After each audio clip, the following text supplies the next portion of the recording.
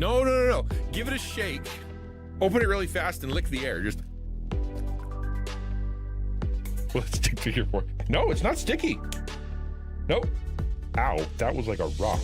I just hit myself in the hand with a rock. Into the hole. Boink. Oh, there's fall damage. Everybody. Cut me off, sir. Sir, I need it. How do I take this guy down? Not like that. What if I jump on him? Can he stop, drop, and roll?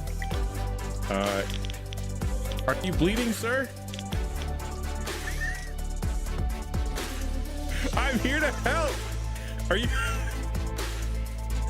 And if you look at what AI is doing for, you know, for the people that are kind of losing their mind in psychosis, you end up going, okay, well, yeah, but those people are already kind of crazy, so they were already sensitive to it, and they, you know, it could have been.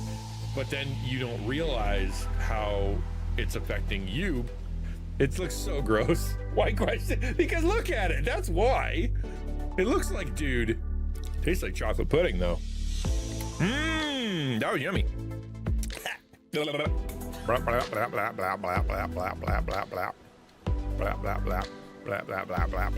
Fly again, birdie. Fly again. Fly. Nope. I was trying to help. Ah! Ah! Ah! No! This place sucks. You know, if he'd have done it right, he wouldn't have had to die on the cross, or he would have had a lot more friends, or the Pharisees would have listened finally, or he would have had, you know, a better experience with his family, or a better experience with his hometown. Like, if Jesus would have done it right, then he would have had as many people mad at him, or as many people misunderstood him. All he had to do was explain it this way or see it this way. That's not how it worked. The plan all along was a man of sorrows, well acquainted with grief, a man rejected. You know, that was the plan. And sometimes that is the plan. You're not. I was gonna just say you're not alone.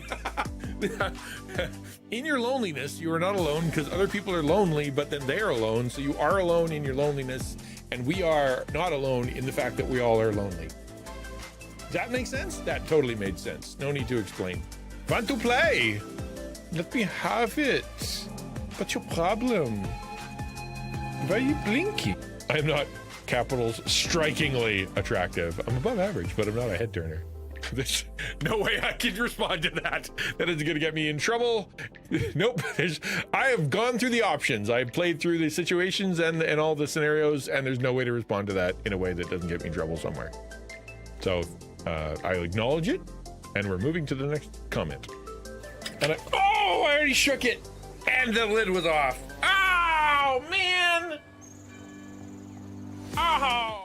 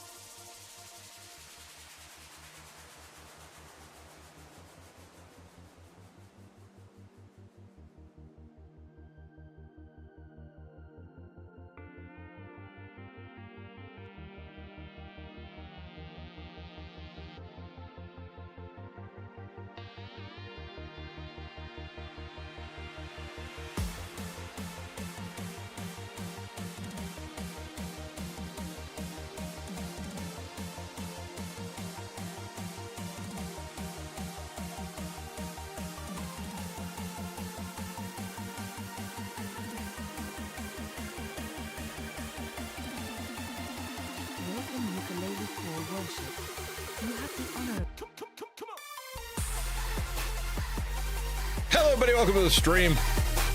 Good to see you. My microphone is pointing the wrong direction. Why the heck are you pointing that way? It's supposed to point this way. There we go. That's better.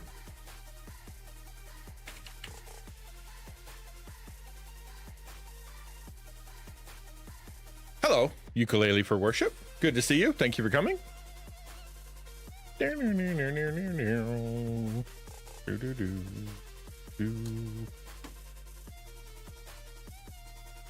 gravy. It has been it's been a day, man. Holy mackerel, the last 24 hours have been cuckoo for Cocoa Puffs for me. Not so yeah. How have you been this weekend? I have definitely been, it's been something. It's not bad. It's not bad. I know I'm speaking in you know, vague terms. It's not bad. It's just that I feel like there's a lot happening right now, but then at the same time there's so much more I want to happen, and I can't make myself like it's all beyond my control. You know what I mean? Like there's things that I want to see, and there's things that I want to happen. There's things that I wish were doing better. There's things that I'm excited about, but you know, doesn't seem to be catching on. And then I'm like, you know, how much of it is in my control? How much of it is just, you know, life, time of year, whatever? How much of it is you know,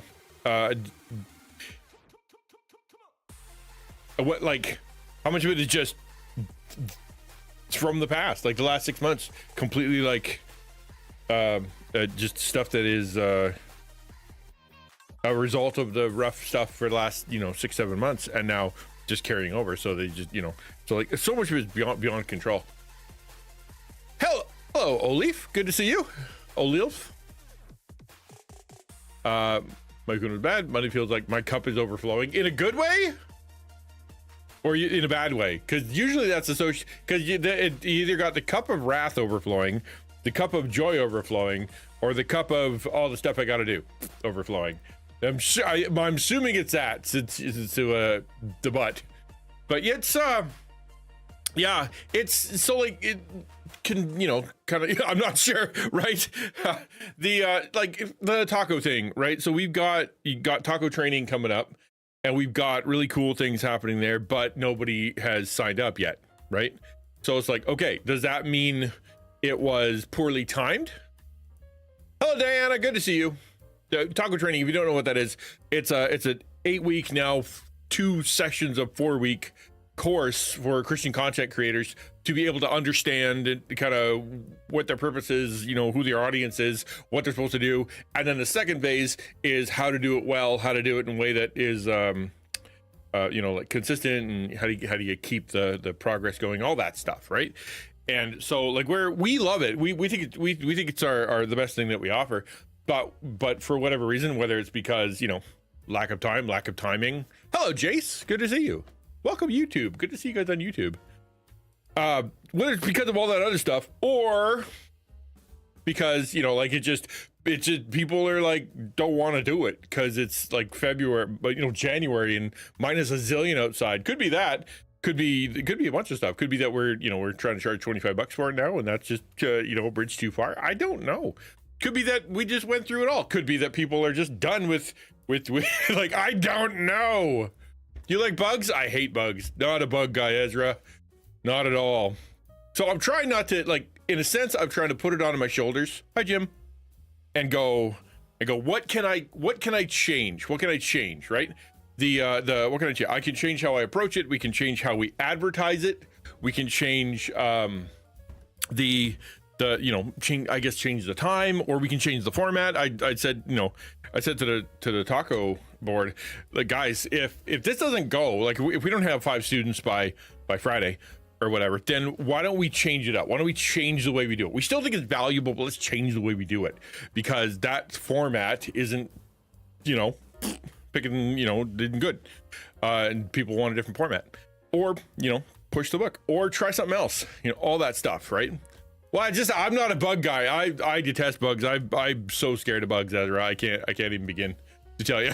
It's so, I don't like bugs. So that's the question. And then the YouTube channel that I've got going on, which, thank you for everybody who's on YouTube right now. Very cool. to see so many YouTube people coming by and saying hello. Very nice to see you. So like on YouTube, I just released a video like on Saturday. Sanjubai. Good to see you. Where are you from? I'm from Canada. I'm from the Great White North. So yeah, I just released a video on Saturday and it tanked. And the previous, you know, I had a couple videos do really, really well, tens of thousands, and I'm like, yay, I know what I'm doing. And then, do you really? No, not me, man. Holy moly, Ezra. So like, I've done, I thought I knew what I was doing. So I proceeded to release what I thought was a really good video. Like, I put a lot of effort into it. And then it was the worst video ever. And I'm like, so an insane conversation, right? Sunu's Kitchen Wall. I love that name. That's cool. Sunu's Kitchen Wall. So like, is it me? Is it the title? Is it the thumbnail? What is it? So I changed the thumbnail twice now. And so we'll see if that helps. Maybe my click-through rate will improve. I don't know. It's just so much. And that's kind of like, I mean, that's life, right? Is stuff happens. You're involved in the stuff, but how much of the stuff is beyond your control? How much of the stuff is from other people? How much of the stuff is within your control that you can actually change? And should you? Because, like, for example, my back forever ago, my daughter made me eggs, and she was she over salted them. That's what it was. She put too much salt on the eggs, right? Hey, Chip. Well, we're not there at the brain rot yet. We'll get there. Don't worry. Yeah. So she made me eggs, and she oversalted them. So the way that she compensated was to put more pepper on. She's like, well, in her little tiny little person brain, she's like, I'll just add more pepper, and that will balance it out, and then it'll be fine, right? Good to see you, Zoe. What up, dude? Man, it's nice to see folks from different places around here. Things are all right. Things are all right. It's been a weird time. I'm just talking about how, what is beyond control, what is within my control. And so she over, that was an unnecessary correction to something that didn't change anything, that in her mind, if she did it, would make it better, right? Because salt, once you've salted something, that's it. You're not going to get it back. It's in the food now. So in our life, in my life, in your life, when we have things like this, whether it be content creation, what you talk about, with content creation or life or family or, relationships or self-improvement or, all the zillion things, whatever that is, what is your responsibility? What is out of your hands? That's God's territory. What is other people's responsibility, and how much of it can you argue and fight against? Those are huge questions. And I think the little microcosm of my YouTube channel is a good example, right? I can put out a good video. I can create the best that I can do, and I can release it with a crappy thumbnail so nobody actually likes it. That's a me thing. So if I change it and the thumbnail is really good, but I still don't get anything, that's what does that mean? I change it all around, change all the tag, do everything I can do in my power. I feel like I'm done the right thing, but nobody comes. So is that a YouTube thing, right? So that's the algorithm hasn't picked you up thing. That's this is, the zeitgeist isn't really talking about that right now, or that's oversaturated, or nobody cares. Nobody's punching that in. And so that, it is beyond my control. And then there's outside forces, like, for example, there are people making, garbage content. There's people making, addictive content. There are people out there just like hammering the algorithm so hard that it doesn't know if it's coming or going, which affects other content creators. Like, that's far beyond my control. So what is it? There's a lot of things happening. There's so many moving parts. Today, the plan is, what we're going to talk about is digital detox as activism and the cost of social media. So those are two really interesting things to me, and especially because I'm there right now. This is exactly where I am right now. And last night is a great example, because I have tried to fast, and I'm a Christian, so therefore fasting for me anyway there's a bunch of, I'm the modern sort of way of fasting. The old way was just food, right?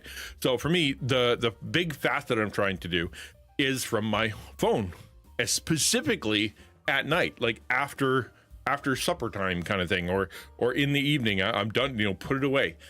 And I've done it a day, I put it away and I'm starting to read, I'm reading a book, right? Like I've got a book, I'm reading a book, and it's good. It's a great book. I'm really enjoying it. I've read it before. But then all of a sudden I find myself, I'm about to brush my teeth. I grab my phone. I start flicking through, shorts because, I'm brushing my teeth. And then I walk my phone to my room, and then I walk and I look at my phone. And then I'm like, okay, I won't sit down on the bed. And I sit down on the bed and I'm like, okay, now I just won't turn the light off. I won't lie down. And now I'm lying down and I'm, and I'm looking at my, like it is legitimately, it's gotta be addictive and I must be an addict is what I'm trying to say. Hello, Grim Reaper, and hello, Sister Rita. Sorry about that. Hello, Sister Rita. You misspelled Catholic in your name, just so you know. You can probably fix that. So like if that's the case, no, and the answer is no to Grim Reaper. He said, "Are you winning, son?" No, I lost last night. I was in bed, and I was in bed till 2:30 in the morning. I finally put it down not because I was tired. I'm like, I gotta put it down. I have to get up tomorrow.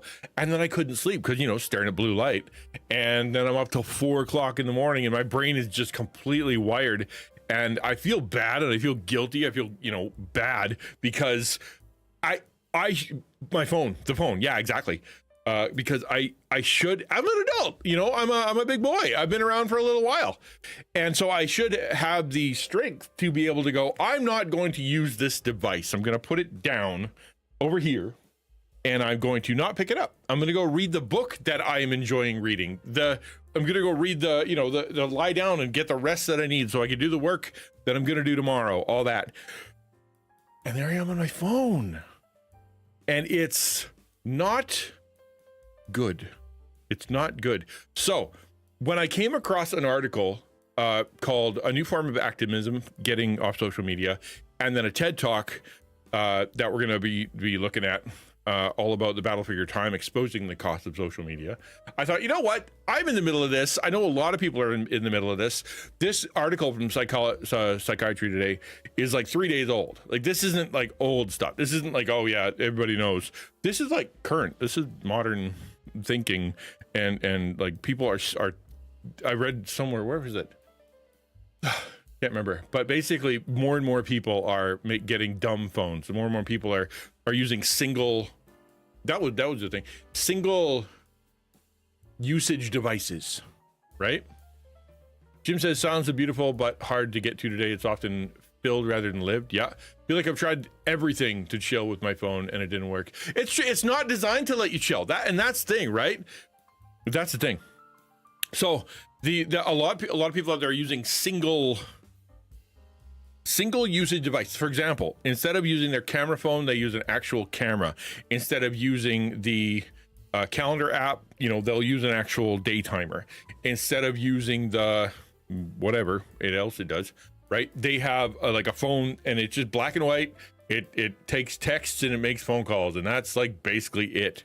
And for them, and it's a good argument, like, to reduce the footprint that the smartphone specifically and all the alerts and everything has in your life is critically important. I get that. And also because they have worked so hard, psychologically speaking, to be able to captivate people so that they want to keep coming back. Like just when you think you're done scrolling, something interesting comes on. Just when you think you put your phone down, you get an alert. Just when you're concentrating on something else, there's a link on the side or some kind of advertisement or something that like pulls your attention away. Like, they are excellent. They are really truly excellent at distraction and at making it so that you are compelled, right, psychologically compelled to do what they want you to do. And now, and not that I want to go full tinfoil hat mode, but let's do that for a minute. If you look at NVIDIA and you look at OpenAI, you look at any of the AI companies, you look at Microsoft, they are dumping gazillions of dollars. Like NVIDIA just gave OpenAI $20 billion so that they can,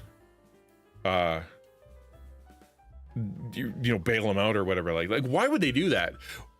Why would they create this bubble? Why are they so interested? And I remember watching something a little while back that said, it's not the AI they're investing in. Right? It's not like AI is going to be cool. You know, it's going to do some fun things. It's not, nobody really cares about it right now. It doesn't do anything really, really good.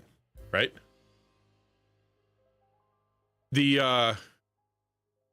But what they are getting out of it is people are telling it their darkest secrets, talking about relationships, talking about their, you know, their psychological makeup, asking, you know, deep questions, all kinds of questions, like things you wouldn't tell anybody else you're asking ChatGPT because it's private. And all this stuff gets sent up to the you know, the cloud, the model, whatever, the LLM, and then it's amalgamated and then spit back out. The reason they're investing is because they're getting so much out of the data mining of society that they can create products and they can create websites and they can create media and they can create whatever that literally just grabs onto your mind, and they're getting better and better and better and better at it. And so one of the reactions from Gen Z, literally Gen Z, is to go, you can't, no, I'm not going to let you do it. I'm not going to let you do it. Thank you for the alert, appreciate it, and thank you for the sub.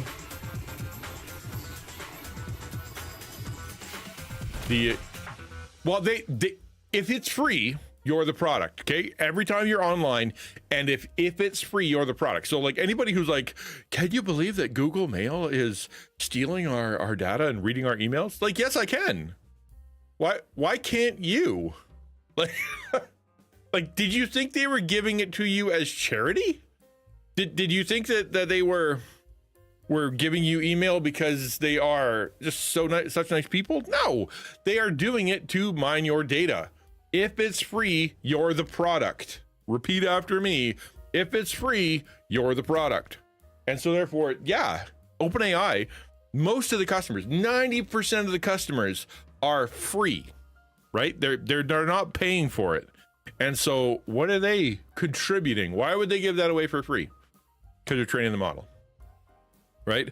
Why would NVIDIA invest bazillions of dollars into this? So much so that for the first time in forever, they are not going to be making a new video card next year. They're not going to be releasing like a 6000 series. They're just not. They're going to stop. Why? Because they are so invested in AI, and all of the RAM and all of the technology is going into AI stuff that they're just like, you know what? We don't make enough money with the video cards, so we're just gonna not make any. And so next year they're not going to make video cards. That's how invested they are. Why would they stop doing that? Because they're getting something out of it that is incredibly valuable. Well, if it isn't money, what is it? It's you, right? It's your mind and your attention and your information and your psychology and your relationships and all that stuff, right? All that stuff. Ignoring all the terms and conditions and their updates is biting folks in the butt. Yeah. Well, and that's the thing, right? Like there's only a few states, I think, that they've actually, or countries, I mean, maybe, that they've said, this is, my brain, come on. You have to have terms and conditions that people can understand. It can't be just legalese for 20 million pages, right? There are a couple places I've seen that actually have that law, right? They have a law that says people need to understand what the heck they're signing, which I think is great. But people still don't read it. Like, we still don't read it. We just say, okay, we assume the worst. I think some people just assume the worst. They're going to steal my data. I don't own anything. All my video games can be taken away from me. All of my, books that I bought can be taken away from me. All the movies that I watch can be taken away from me. I get it. And they're mining my data. Nothing I can do about it. I want to watch The Office. I want to listen to music. I want to play video games. Okay, what you going to do, right? What you going to do? Well, and the response from Gen Z, and this is what we're going to get into, is to unplug from the system. Also, thank you for the hype train, guys. I really appreciate that. I have a hype train animation that I'm building, and it's going to be fun because we were talking a little while ago about how hype trains should be more hype on my channel, and they should be more special. So I'm working on something to make them a bit more special. That should be fun. So that's what I want to look at today. We're gonna start with the article because I want to show you guys kind of where this thinking started. I'm gonna start with the article, for me anyway, and I think it's worth looking at. And like I said, this is February 7th, right? This is not from 2 years ago or whatever. Like, I was looking for a video to put alongside it because I want to watch something that is a bit more, kind of on theme. And it was hard to find because they were talking about it 9 years ago, and I guess nobody was listening. But I did find a couple. And these TED Talks are great because they're nice and short, and they're really, punchy and well done. So we're gonna watch this one's called "The Battle for Your Time: Exposing the Costs of Social Media." I actually watched a video that referenced this video, and then I went to watch this video, and I'm like, that's a better one. So we're gonna do that. So first things we're gonna do, jump into the Psychology Today article. This is a stream where you can ask at any time. I will keep talking. I will circular breathe without any spaces, and feel free to interrupt. Ask whatever you want. You can knock me off trail if you want, because this stream is for you. This stream is for people who want to come in. My name is XtianNinja. My mission here is to build an open, encouraging, meaningful online community through gaming and real talk and God's truth. And I'm also the executive director of the Alliance for Creative Outreach, where we train and resource and equip and help out content creators, Christian content creators, who really they need it because they're under attack and they're precious little support. Although more now, after the last couple of years, there's a lot more people supporting them, but still, we love them and we want to help them. So feel free to interrupt. Okay. New form of activism. Sure. Getting off social media. Deleting instead of posting on social media is an effective form of activism. All right, I'm going to skip past the key points because we could just read it. What is this? Problem is that everything has all those same terms and conditions, and you basically can't use anything without. Yeah, it's just that if you don't agree, you can't have it. It's like, well, I want to connect to my family. Well, where are they? Facebook, Instagram, Snapchat, Twitter, whatever, even iPhone. Well, I need my phone in order to communicate, right? Well, they need terms and conditions, which means XYZ, right? What choice do you have?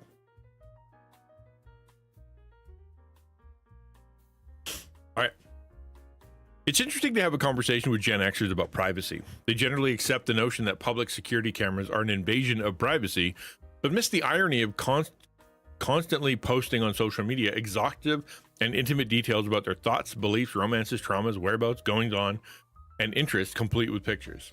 That is normal, right? It's extremely normal for us these days, and for me too. Like I'm a Zennial, XENNIAL. So that means I grew up in the old world without computers, and but I was right on the cusp of all the technology coming forth, so I know how to use it, right? So I remember running around the forest with my slingshot all day long, and I also, right, played the original Doom when it came out, right? That's my generation.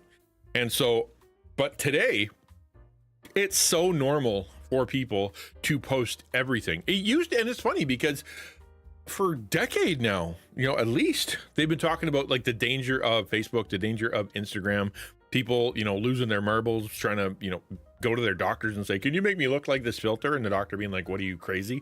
No, human body doesn't look like that. You can't do that. People getting massive depression because they're looking at other people's perfect life and they don't have that perfect life. People who are addicted to any number of things, people who have posted stuff that was really intimate and they regret it later because then they get doxxed or they get, someone finds it and ruins their life. Like this has been going on for a long time. And so, but it doesn't feel like a lot of people, especially the Christian, not Christian, the people these days really think through.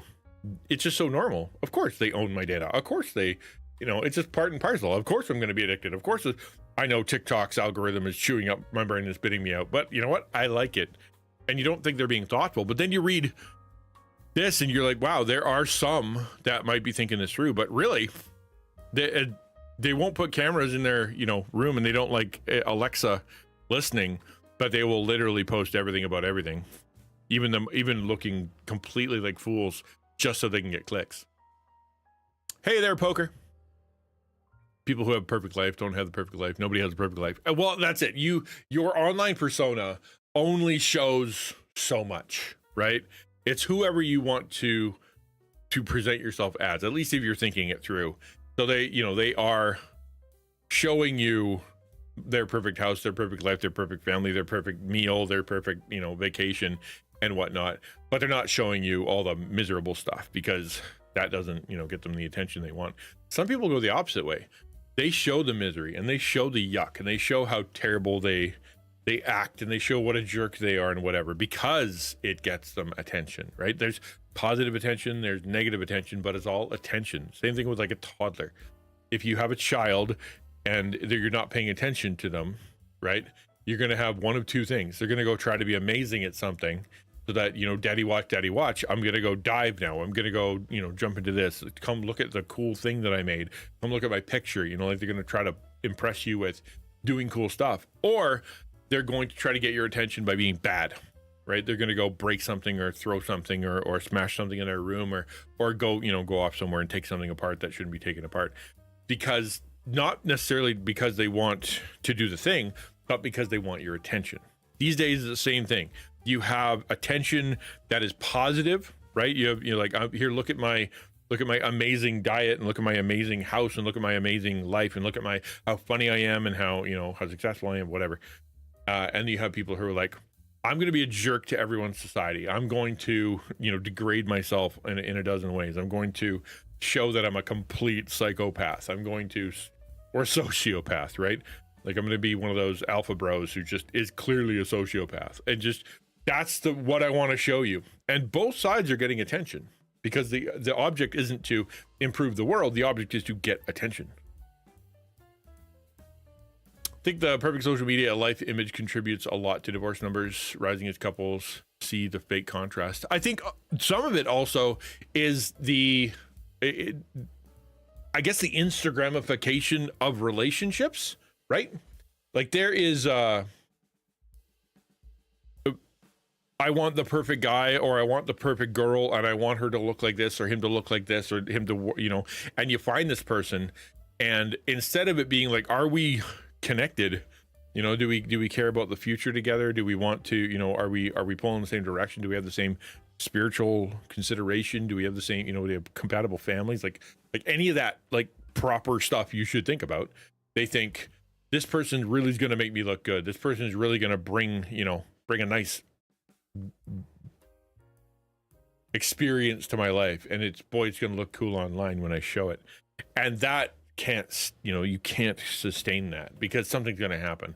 That person's going to get less attractive, that person's going to lose their money, that person is going to get bored with you, or they're going to get same, because that's exactly what you do with something you consume. You get bored with it. And so if you consume your spouse, consume women, consume men, consume media, consume friends, because they are for you, and then you get rid of them when you're done with them, you're going to do that with your spouse as well. Because as long as they're feeding you, as long as they are interesting, as long as they continue to give you whatever dopamine hit that you want, then okay, cool. But as soon as they stop, you know, it's like, wow, now I have to trade up. It's like, I got to go to get the new iPhone because this one's running a little slow.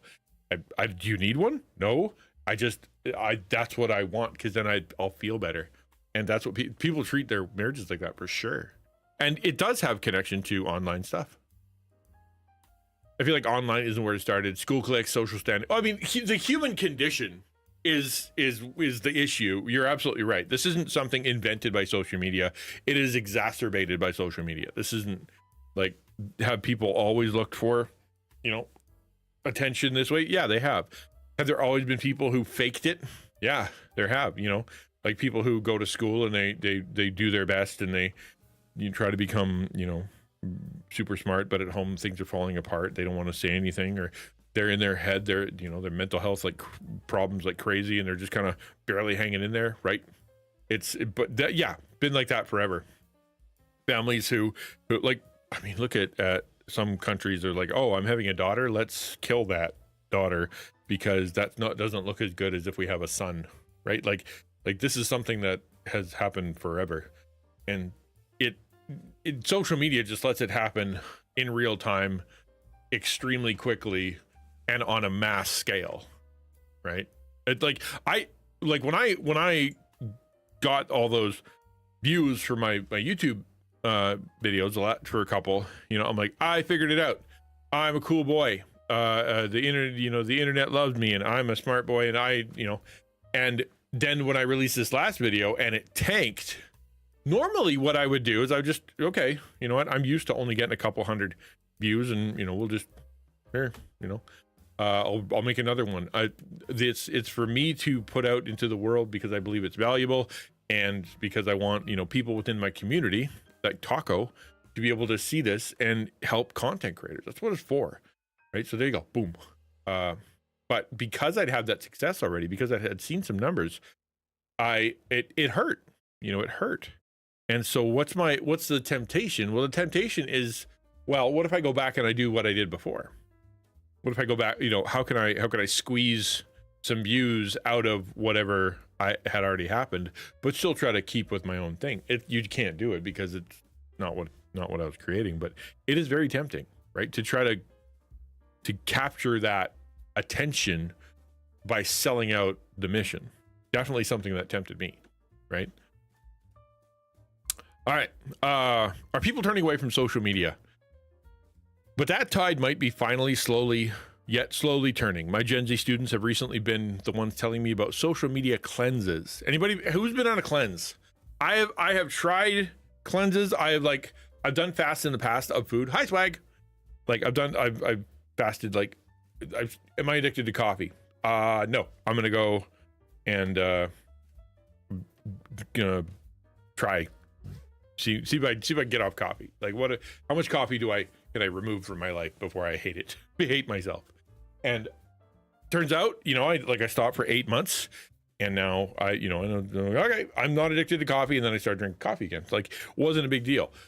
People are doing that from a non-religious perspective, you know, calling it cleanses.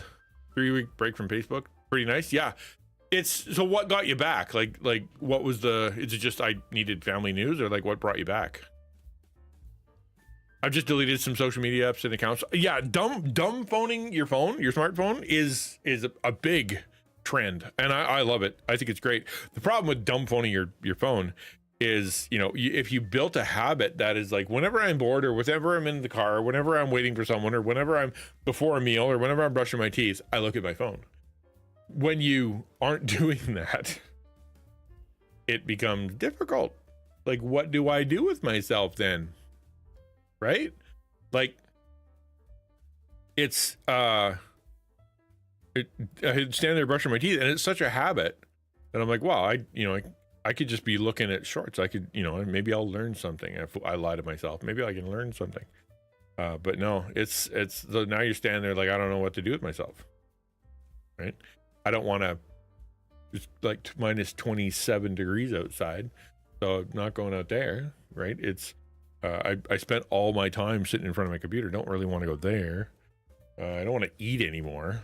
You know, I'm fine with that. You know, what am I gonna do with myself? Right? I want to look at TV. Well, you know, I guess you look at enough TV, I guess, but that's not much different. And so it's just like, what do you do? And I have not built the experience, or like built the well, and it is not lost on me. Pronounced dead. You're not. Yeah, it's not lost on me that we're doing this here.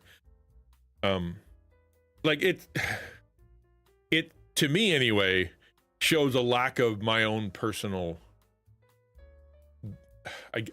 maturity, I guess you'd say. Lack of maturity, because I should have hobbies. I should have things that I can go pick up and do. Things that, like, projects that are in the works. Things that are going to be fun, or things that need to be cleaned or whatever.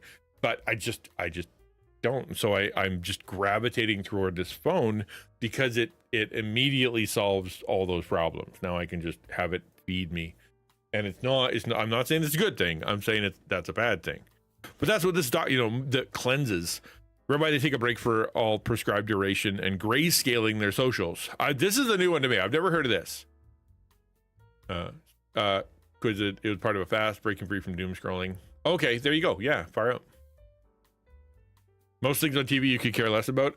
I watch anime. Like, I almost exclusively watch anime. I watched the Super Bowl yesterday because that's sort of my tradition. It's funny, nobody around does. Like, my son, he works like customer service, and he's like, nobody this week that I talked to is watching the Super Bowl. We might be the only people in my town who's watching the Super Bowl, which is crazy to me. But we watch it. It's an excuse to have taquitos and to sit in the basement and watch something we've never, we watch every year. I don't care about who wins. That was a heck of a blowout, though. Good gravy. That was an absolute blowout. And so it was fun, though. Like, I like it, but crazy that Green Day played American Idiot in US for the Super Bowl. I think that's nuts. It's just crazy to me. I was sitting there listening, like, I'm like, are they going to play American Idiot? Are they going to play American Idiot? And then all of a sudden they start playing it. I'm like, wow, that's crazy. I mean, they had to. You feel like it had to be done because that was like their job. That's why they were brought in. But at the same time, it's still crazy, man. It didn't solve problems. Put band-aids on. Yeah, it doesn't solve anything. It pushes pause. Like, things like that. Like, if you're lonely and you're looking at your phone, you're not less lonely. You've just pushed pause on that feeling, right? If you are feeling like you are worthless, or you have some kind of problem, depression, anxiety, whatever, and you're using your phone to cope, you're not dealing with the issue. You're just hitting the pause button, and that can later you're like, I'll just feel this later. Problem is, it starts oozing and be infestering, and it's not good for you, and you end up feeling worse afterwards because that emotion should have been dealt with, and you're just kind of keep hitting the pause button. Right? It doesn't actually deal with it. It doesn't help. It just pushes pause on that bad feeling. Anime is the only thing I have an attention span for. I watch YouTube on TV. I can tell you what Bud watched that day. Doom watching. Well, and that not. I agree. So I will watch. There's like 2 or 3 accounts. Like, I'll watch Donkey, I'll watch Game Ranks, I'll watch, who else do I watch? That might be literally it. There's a few people that maybe I'll look at if I am bored out of my mind. But other than that, I turn on Crunchyroll, and that's what I watch. Because I'm so sick of Western media. It's so manipulative and gross and samey and boring, just yuck. And so I got rid of, I don't, ugh. So I just watch anime, and it's, is it all, art? No. Some of it's really good, though. Like, I'm watching Cursed to be a Hero. I think it's called Cursed to be a Hero. Not cursed. Sentenced to be a Hero. It's good. I like it.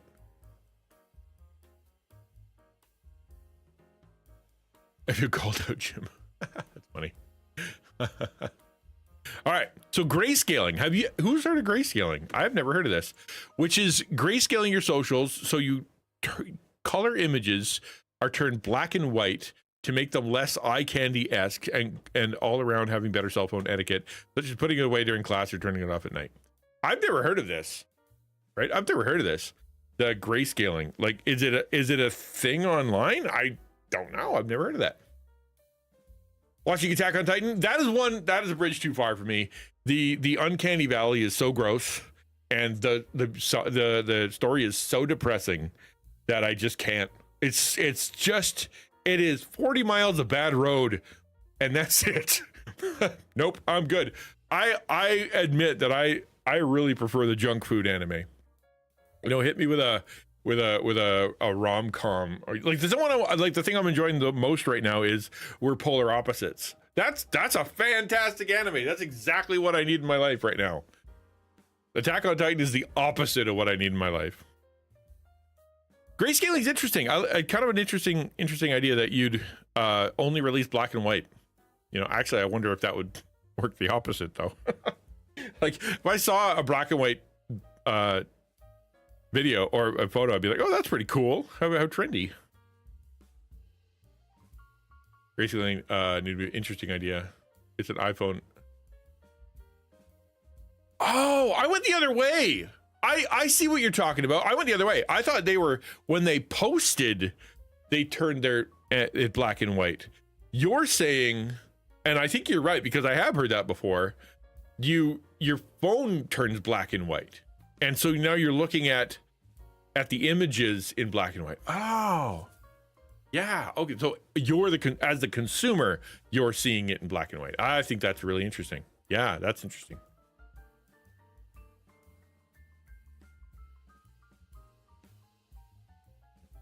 I would like to repair my IRL house, but budget and lack of good handyman is the issue. So yeah, I do it in, well, now hightail. Yeah. And just, not that I'm against video games. I'm not against anime. I'm not against, even the use of social media. It can be used in a positive way. Problem is that we have to recognize, like Could was saying earlier about terms and conditions. We have to realize that we're the product. We have to realize that it is addictive by nature. It's like pop, right?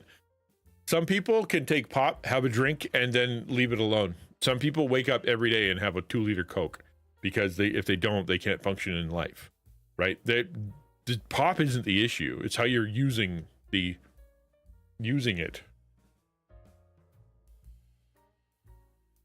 Makes your whole phone black and white. I think that's not a bad idea. I'm gonna write down, make my phone black and white. I'm gonna try that for a little while. Maybe that'll help. Make phone BW. Yeah, let's try that. That should be fun. If that helps, then that'd be great.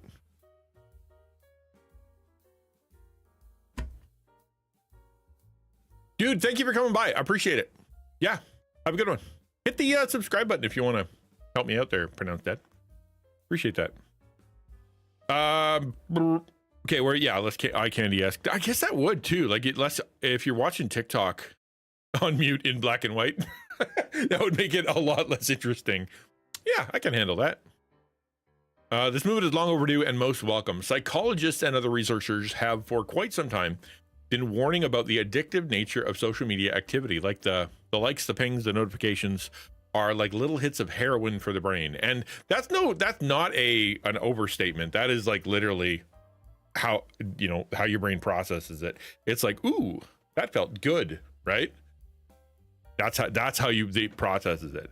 I know for me. Oh, thank you. I appreciate you doing that, Jim.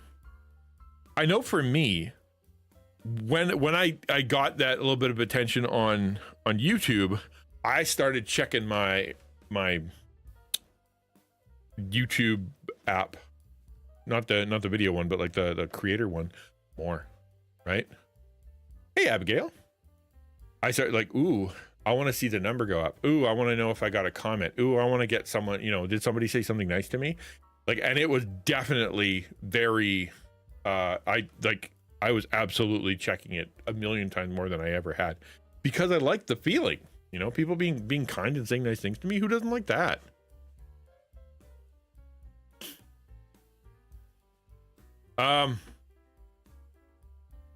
Phones enabled people to constantly feel seen, heard, important, and liked. Over fake, transitory, and self-centered these patterns of behavior were. We're going to hang on to that sentence. But not only do they feel seen, heard, important, and liked, but they're they're also in danger. I think of the youth of that are cyberbullied. Cyberbullying's been around since I was, in college. Like just the moment people were connected, people were being mean to each other, right? Thank you, Blue Nico. Appreciate it. So it's a threat. It's such an, I don't know what parallel it would be that you have this device or something in your life. Maybe you guys can help me out. Something in your life that is super important, super powerful, connects you to the world. Oh, Jaden. Right, connects not only to the world, it connects you to life. It is your entertainment device. It is your research device. It is your I'm bored. It is your I wonder what the fact is. Truth, your soothsayer, right? It's sometimes your Bible. It's your journal. It's a positive thing, but at the same time, it is the way in which people can hurt you immediately, and that take your stuff and can manipulate you and drag you into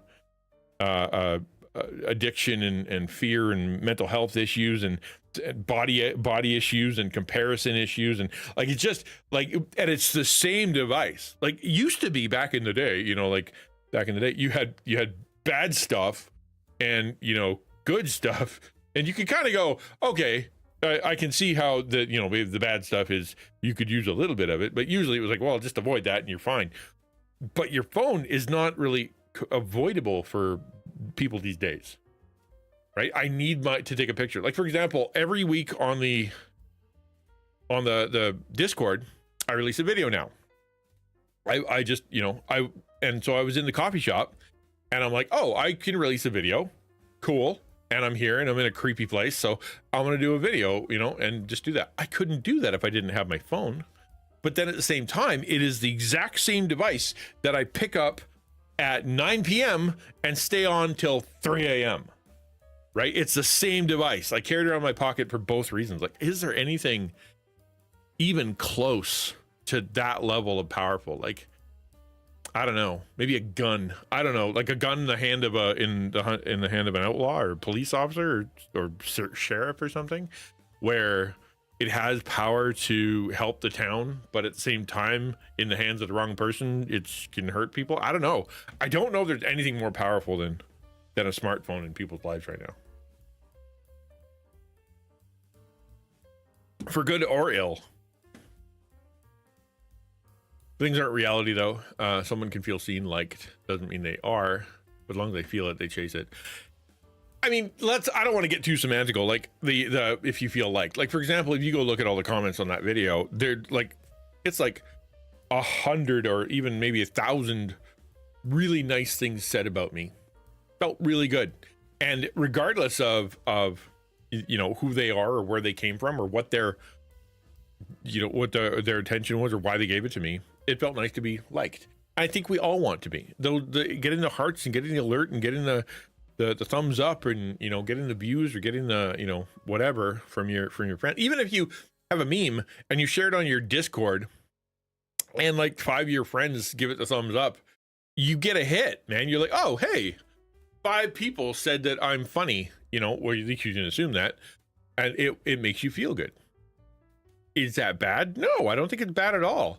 The problem comes when you're pursuing that mindlessly, I think, right? When you're like, I don't feel good unless people are saying nice things about me, unless I see the hearts, unless the Discord says I'm funny, unless that, then that's where my identity is, that's where my self-worth is, that's where my value is, that's where my interest is. Like everything is kind of wrapped up in that. Phones enable people to feel constantly seen, heard, important, and liked. However, fake, transitory, and self-centered those patterns of behavior were. And that is the difficulty, right? This here, the fakeness of it, like that's what Jim was kind of pointing at, is the idea that are the likes really likes? Are they bots? Maybe they're bots. The people who are saying nice things, are they doing it because, you know, they care? Is it real? Or for that matter, like your interpretation of what is happening, is it good? Like, are you there? Young women are a great example, but young men is too, but like young women want the attention of men, right? Generally speaking.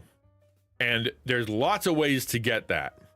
And the problem is they can interpret it wrong, right? They can dress up in inappropriate ways or whatever, and then they get attention, lots of attention, and in their mind it can be, I'm getting positive attention, they think I'm valuable, they think I'm attractive, they think that I'm worth pursuing. Wow, I feel really good because of all the attention I'm getting. Whereas it's a misinterpretation of what is actually happening, right? They're looking at you as something to consume. They are seeing you as one of many. They are not seeing you as someone who's an individual, but just like you know, a pair of legs and a shape on a stick. That's what they're perceiving. It's not valuing you. It's some instinctual crap. But because you see it, or because the young woman sees it that way, they believe that that's what they're going to pursue. And that fake transitory self-centeredness that social media exacerbates, that it makes bigger, is now compounded to people who have anybody, right? You can be at home in just a dump, like your house is wrecked, you're divorced and your children left you, and you're 105 pounds because you don't eat anymore, and it's just like your hair is all matted, but in this corner of your room there is hamsters or some junk, and you take a picture of that and you've gotten a little attention for it, and now you can be like, yeah, this is the value that I bring to the world, look, and it could give you that hit, even though the rest of your life is completely falling apart. That part is what you are. It gives you value and why you exist. Dangerous stuff. But the attention not only makes them chase what they think men want, but they also makes men think that's who the woman is, and well, that's what I'm saying. It's wrong both ways. I'm not saying that the men were right to do that. I'm just saying that the interpretation, and this is what I'm talking about with social media, right? When I get the heart, what is it? What do I interpret that as? They like me as a person. They think I'm funny, and they think I'm interesting, and they think I'm intelligent, and they think I'm pretty and wonderful for me. Hooray! That's what the heart means to me, right? What did it mean when they clicked it? Right? Could have been a misclick. Who knows? Right? When they leave a comment, that's the question. It isn't necessarily the intention given, but the intention received. How am I perceiving it? Comparing cell phone and social media obsession to addiction was helpful because of the word's negative connotation in our society. We generally try to avoid addiction where we can, and the easiest way to deal with addiction is to not get addicted in the first place. With social media, this implies avoiding certain platforms that people say are addictive, or for parents, delaying giving your child a smartphone so their maturity and judgment might direct them to develop healthier habits with technology. This is why this is a positive thing. Seeing the Gen Z students go on cleanses and black and white their phone, and hello, Games with 𝐒𝐓𝐀𝐑. Good to see you. Welcome to the stream. Facebook, yes. I'm so done with Facebook. I quit Facebook years ago, probably 5-6 years ago. Never turned back. Deleted every friend I have. Deleted everything. I have an auto poster that comes from my WordPress that I never ever check. It's just it was so gross and so manipulative and so not Facebook anymore, right? When I started Facebook was cool. It's how I connected with my friends. It's how we planned events. It's how I connected with my family, all around where they were. And then now it's not that anymore. Nothing to do with that. Now it is simply a machine to drive your psychology. They've said flat out, yeah, we did an experiment to see if we can sway the vote. We wanted to see if we could do it. Yeah, we lie. Yeah, we have people on there that aren't even people. They're just bots who are pretending to like people and be attractive men and women who are making people feel good. Yeah, we do that. It's like, blah, gross. You struggle to see, posts from people Yeah, and that's the thing. It's no longer what it was. It is, and I don't know how people are still on it. I really don't. It's so evil. How many times you got to be brought before the government and be asked, hey, how evil are you? And they're like, kind of evil. And they're like, well, stop being super evil. Okay, we'll think about it. And they just go find a different way to be evil. Avoiding certain platforms. I mean, there's lots. I think any platform could be addictive, right? There are probably some people, definitely Instagram is a great example.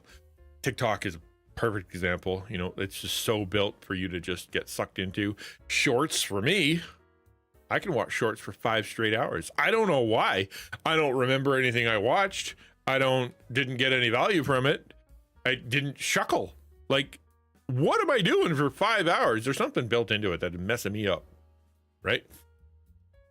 Learning school about a saint. Oh yeah, what saint you learning about? So I mean, I think could you get addicted to Twitch? I think Twitch is a little different. I think you could be manipulated by the people on Twitch, right?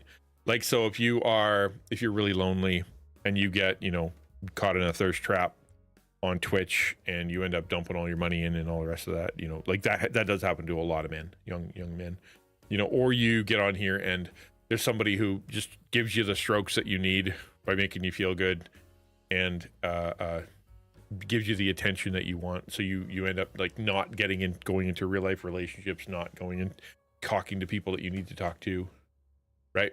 You don't anymore.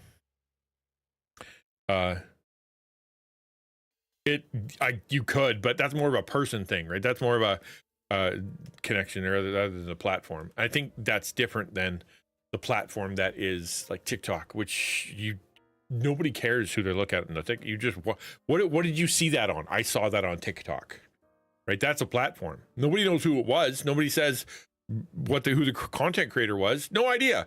It could have been a content creator reacting to a content creator reacting to a content creator. Nobody knows any idea. But you're like, oh, I saw that on TikTok, right? Whereas if you're on Twitch, you'll say, I didn't say I saw it on Twitch. You say, well, I was in so-and-so's stream, right? I was in so-and-so's stream, and they said this and they did that, or we were talking about that. So it's different. It's different, right? I'm not saying better. It is better. I will say better. It is better. I will flat out say better. That's what it is. It's just, it can happen, right?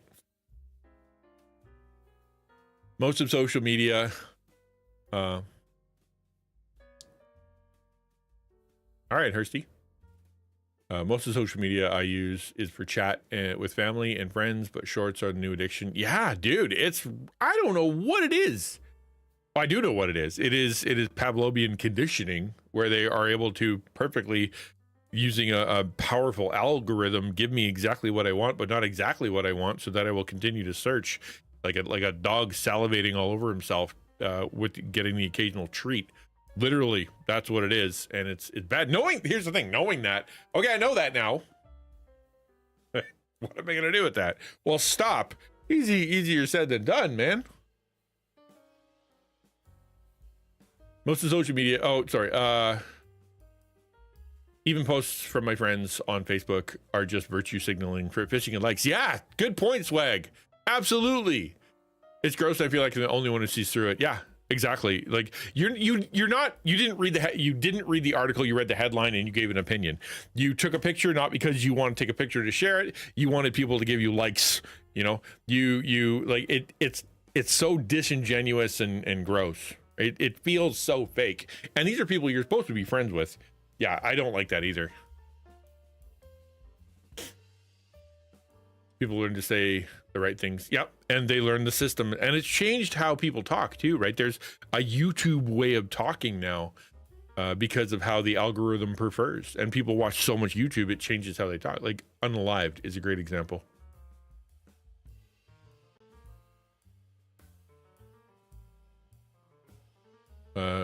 You know what I think? The ukulele, but then I also think maybe some people just want to share their joy. I don't have a lot of IRL interaction. Could be, yeah, but I don't know. That's what I don't want to poop on it completely. I don't want to say all social media equals bad, because that's not true, right? That's like saying all alcohol equals bad, or all card games equal bad, or all all churches equal bad, right? You can't just paint everything with the same brush. There is value. All phones are bad. They're not bad inherently in and of themselves. It's the what are they used for and what are they doing, you know, get some nuance out of it.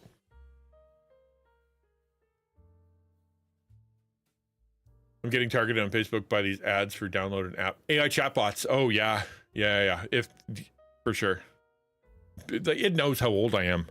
And so it's like, hey, are you lonely? You know, like, you lonely old man. Like, yeah, I don't like it.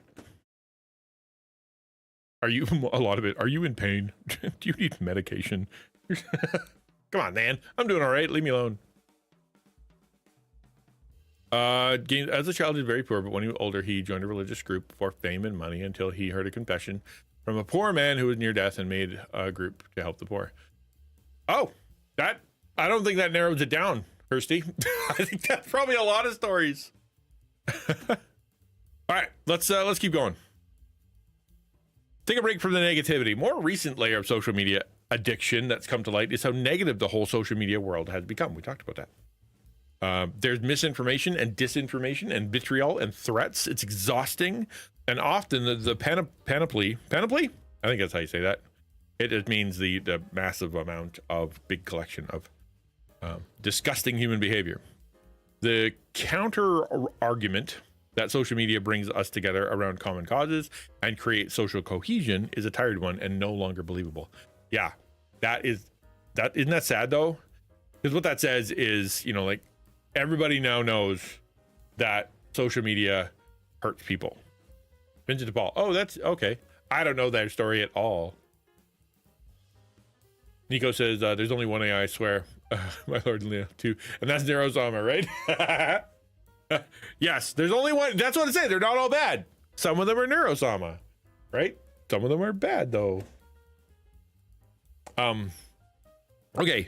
What this paragraph is saying is that everybody knows it's bad for you.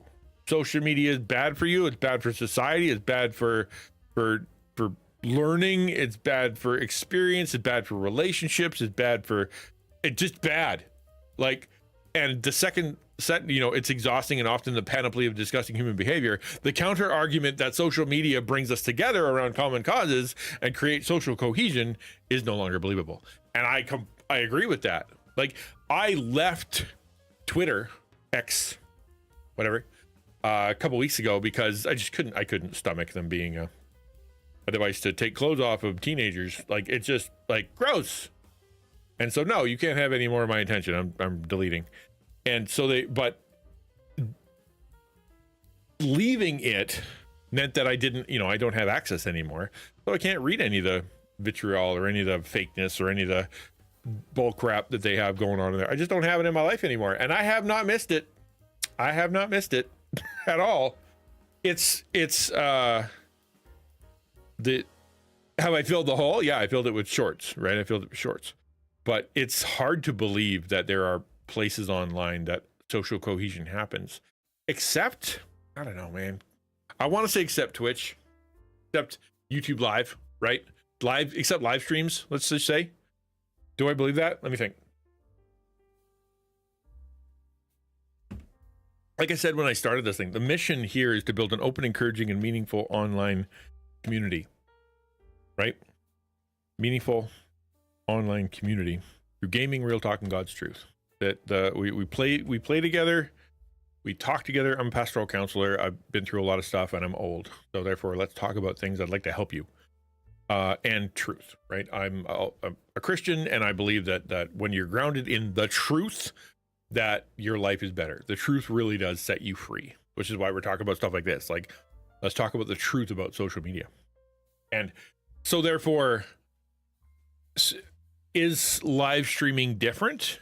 I think it is, but I also think it's easily co-opted because there's a lot of people out there that will watch very negative people because it gives them really it strokes their racist tendencies, or it strokes their gambling, or strokes their, the lifestyle that they want, or it makes them kind of feel like, I want to be like that person. Maybe one day I can be that person, right? Or for that matter, they're just, gross and they're being manipulated and it's all about sexual stuff. But I think that's less, maybe the big section of it, but it's not quite. I don't think it's the biggest part of Twitch or live streaming. There's some weird live streams out there though, man. I don't understand. Like, every now and again, Shorts will serve me up a live stream and I'm like, what is happening? Like, it's some guy smacking his head with a pan, or somebody who is like barking like a dog surrounded by neon lights. It's just bizarre. Hey, Duck. Like that, and it makes me sad. Whenever I see it, it makes me sad. And the reason is because it's someone so desperate for attention, for validation, to be called creative or interesting, that they're degrading themselves online in just remarkably gross ways.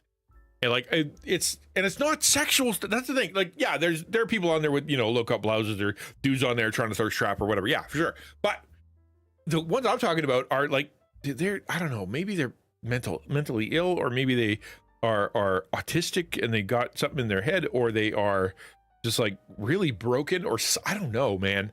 But I look at them and they have my pity, because it's sad, because they're not creating value for anybody. They're being mocked. They're being, you know, there's one guy, he was kind of creating value. He was sitting on the stairs with like a zillion ping pong balls and a bunch of pots and pans, and he was trying to get dunk, dunk, dunk, dunk, dunk, dunk, dunk, blunk into the hole. And I'm like, all right, that's something, you know, that's something. You're trying to do something, and it's something worth, you put it on the side and you can have someone like, yay, we got it. Okay. Like it adds a little value to the world. We're all kind of connecting over the fact that we want you to get it in there. But yeah, those other ones make me really, really sad. When what percentage of the content on the internet makes actual human made versus AI generated? Well, they say like 70% of the internet is fake. Like it's like 3/4 of the internet is fake. How's my Monday? Good so far. Good so far. Woke up, had a good coffee, hung out with some cool people, and now we're talking about big topics. So I'm doing pretty good. How about you, Duck? You looking forward to school?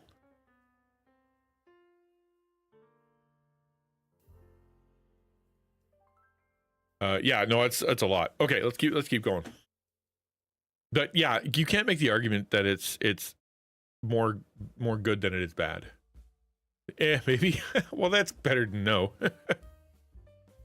The most recent layer of social media miasma, which is like a cloud of yuck, which might be the most objectionable to Gen Z, is the recognition that big tech is using them for their data to manipulate their attention, influence their opinions, and force them to consume all that big tech has carefully crafted.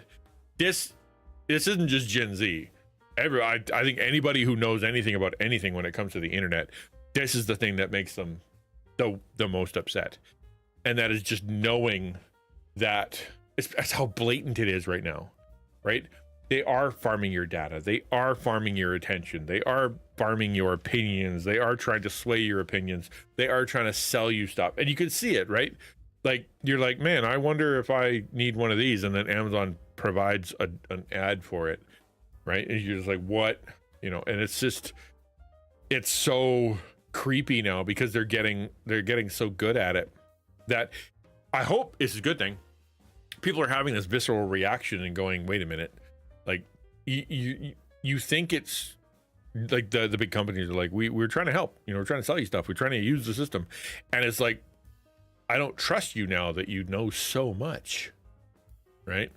Gen Z slang. I don't know any Gen Z slang. You can get started if you want. I wouldn't know. Yeah, like, dude, it's just such a, I don't know. I'm gonna skip the song. It's getting in my head. Boop.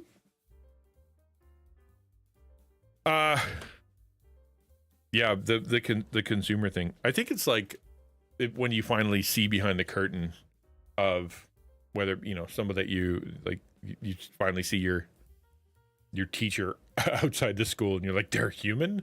What? You know, or someone, you know, someone big, like a big pastor, like falls, or you kind of see it breaks the illusion, and then you end up going, this is the yuck. Maybe I should pay more attention now. I think that's exactly what happened. Big Gen Z is like, they're being so obvious about it, being so manipulative about it, that it's so blatant that it feels weird, right? Like if someone like opened your window and was like, hey, I noticed that you really want some, you know, XYZ. Do you want me to go get you some?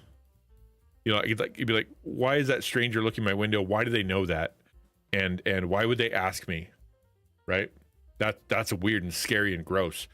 That's the feeling. And if they're having that, good.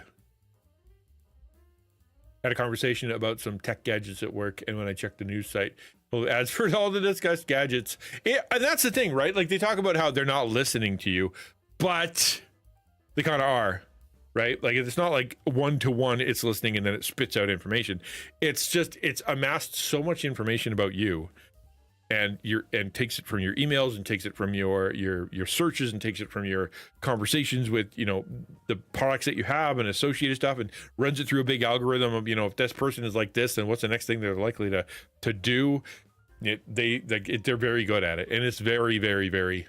It's creepy. That's what I mean. It's the guy, you know, in the black trench coat opening the window, going, "Hey, you go want that thing that I saw you said you wanted at Walmart? I'll go buy it for you." Like, it's weird. It's weird and gross. Hey, so we got an ad coming up in like 30 seconds. So I think it's perfect timing. I'm gonna take a quick one. I'm gonna just let it play. I can't pause it anymore.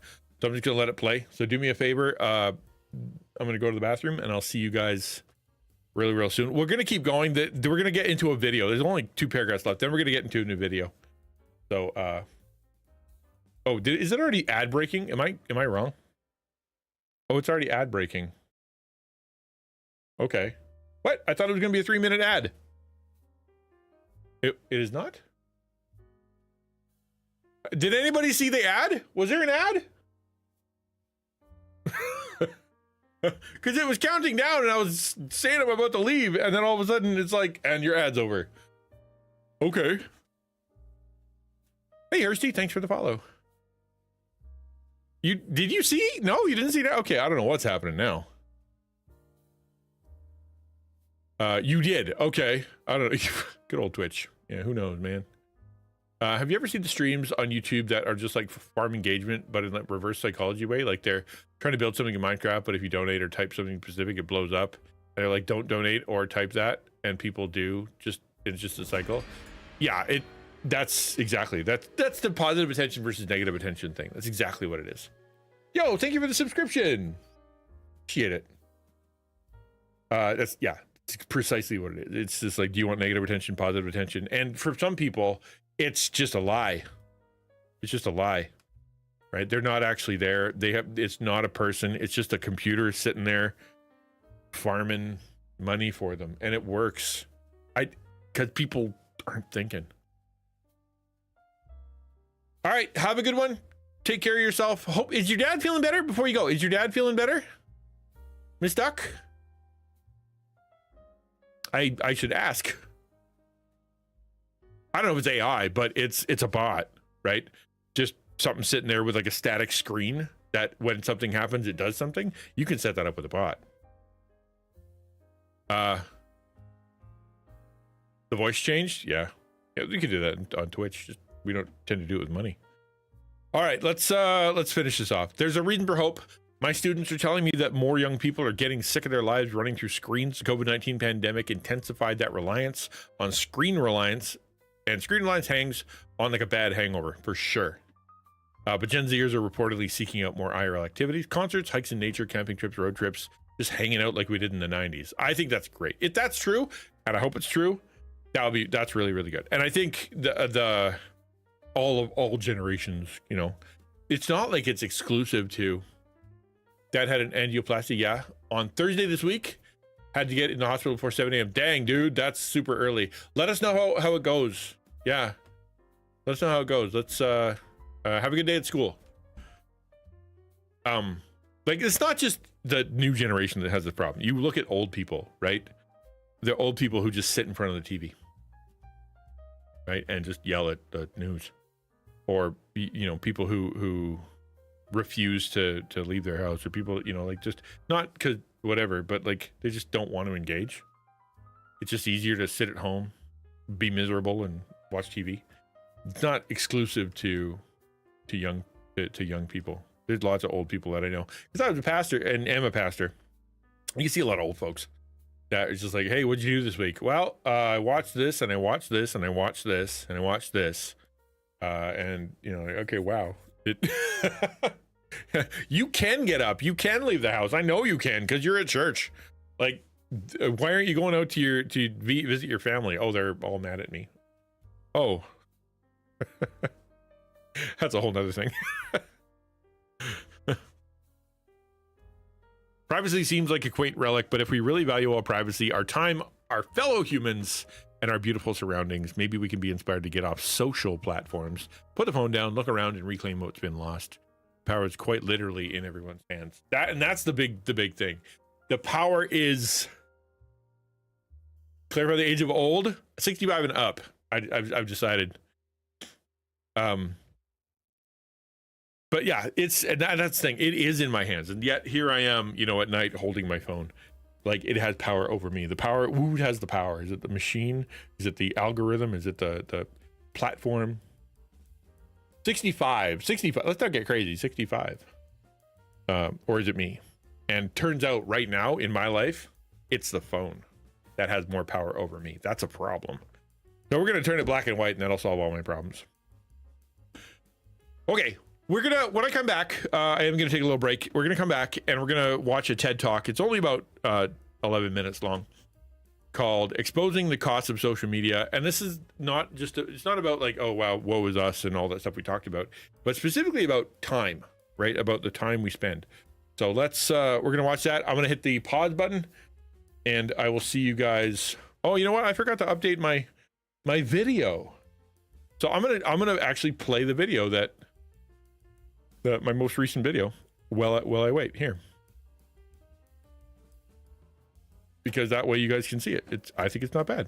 Videos, that one. All right, pause, play. See you soon.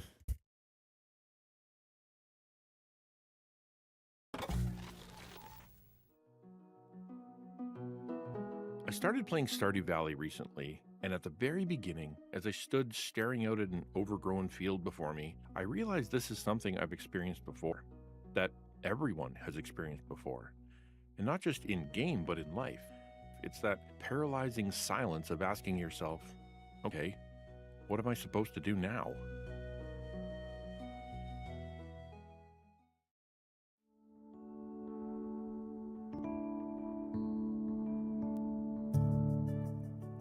Now, usually in games, you get a direction.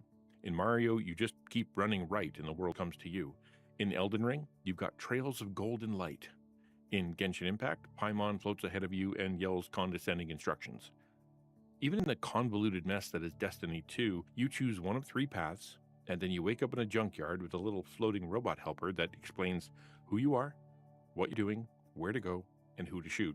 But in Stardew, and in life, you're just left standing in a grown-over field holding some farm tools you barely know how to use, all by yourself.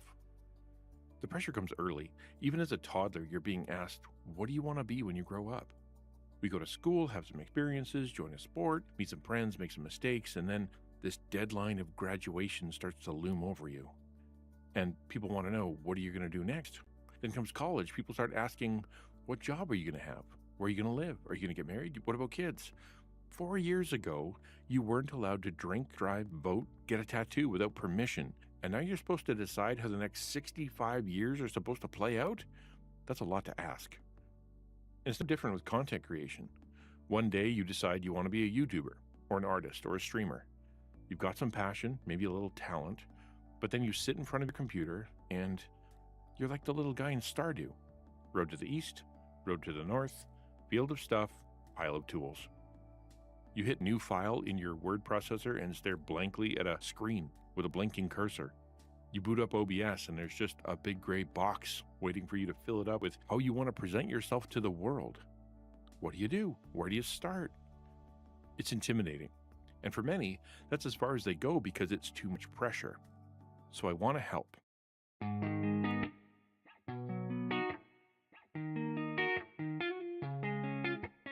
I've done a lot of work on this.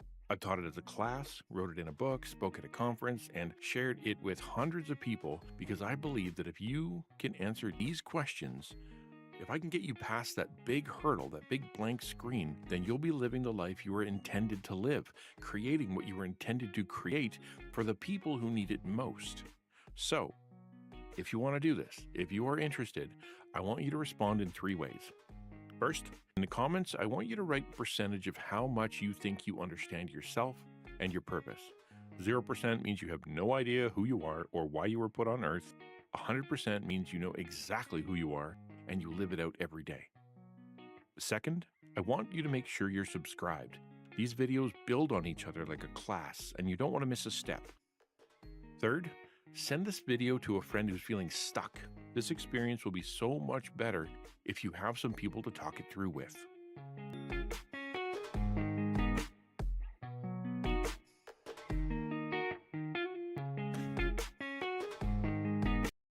pretty good, right? That's not a bad video. I thought it was interesting. It's short. What do you want?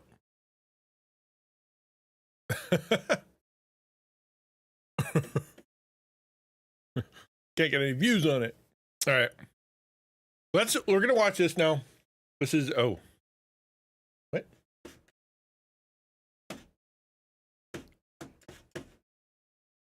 What happened here? There we go. Well, thank you. Nico says, I truly love the videos you did about the swarm and how much it means to so much of us to bring happiness so much light to us. Yeah, I appreciate you saying so. I'm glad you guys liked it, and I'm glad it brought you some positivity during a bit of a dark time. Yeah. I do hope that I can convert some of you guys into watching my other videos. But yeah, I'm glad it hit you guys well. That's what you want to hear as a content creator. You made something that made us feel good, made us think, made us happy. Yeah, why wouldn't that be a good thing? All right, let's watch this, and then we'll after this we're gonna jump into Stardew again. But let's react to this. By providing space for constant evolution, we can all transform how we view ourselves and the world around us. Bear with me, everybody. I'm going to start off today on a little bit of a heavy note, but I promise things will lighten up. The dots on this screen represent an adult life in months, assuming a life expectancy of 90. So if you're 18 years old right now, this is an optimistic estimate of the months that you have left. Take a second to take that in. That's terrible. I don't like that. Probably not as many as you would expect. I have way less than that. And I'm sorry to say that it does get worse, because about a third of that time is going to be spent sleeping. On average, 126 of those months will go to school and your career. Like you can eliminate kind of like the top half there for me. It's okay. I don't sleep very good though, so that's okay. Hey, CT, good to see you. So I can get a little bit back by the fact that I'm a terrible sleeper. That's something. Of course, I work a ton, so maybe that'll balance it out. Oop. About 18 will be spent driving, 36 cooking and eating. I'm at home. I'm fine. 36 doing chores and errands, and about 27 in the bathroom and taking care of personal hygiene. Yeah, mine's like 40 months. That I like the leaves you bathroom. with 334 months.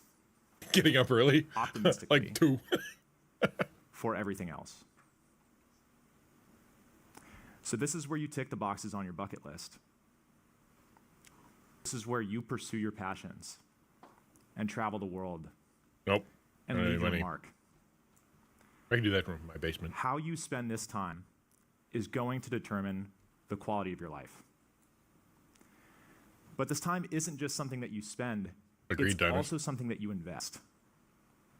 Because what you do with it will quite literally determine the kind of person you become.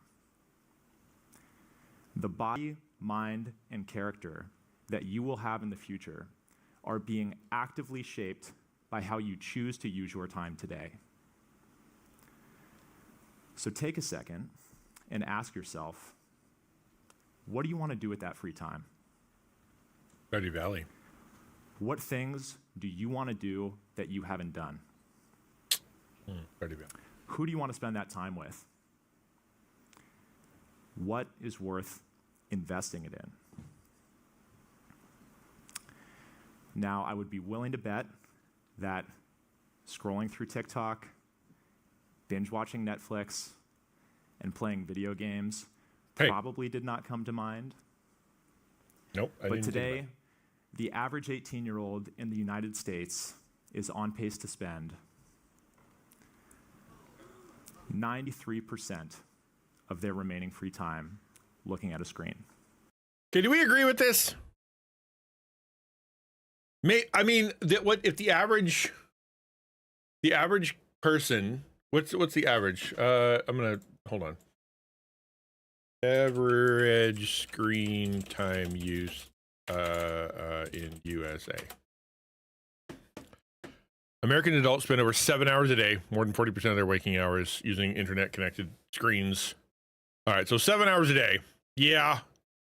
Because if you sleep for 8 hours, you know, bathroom for an hour, so that's 9. You cook and eat for 2 hours, that's 11. You go to work and school for another, I don't know, 6, 7, 8 hours, right? So now you're at 18.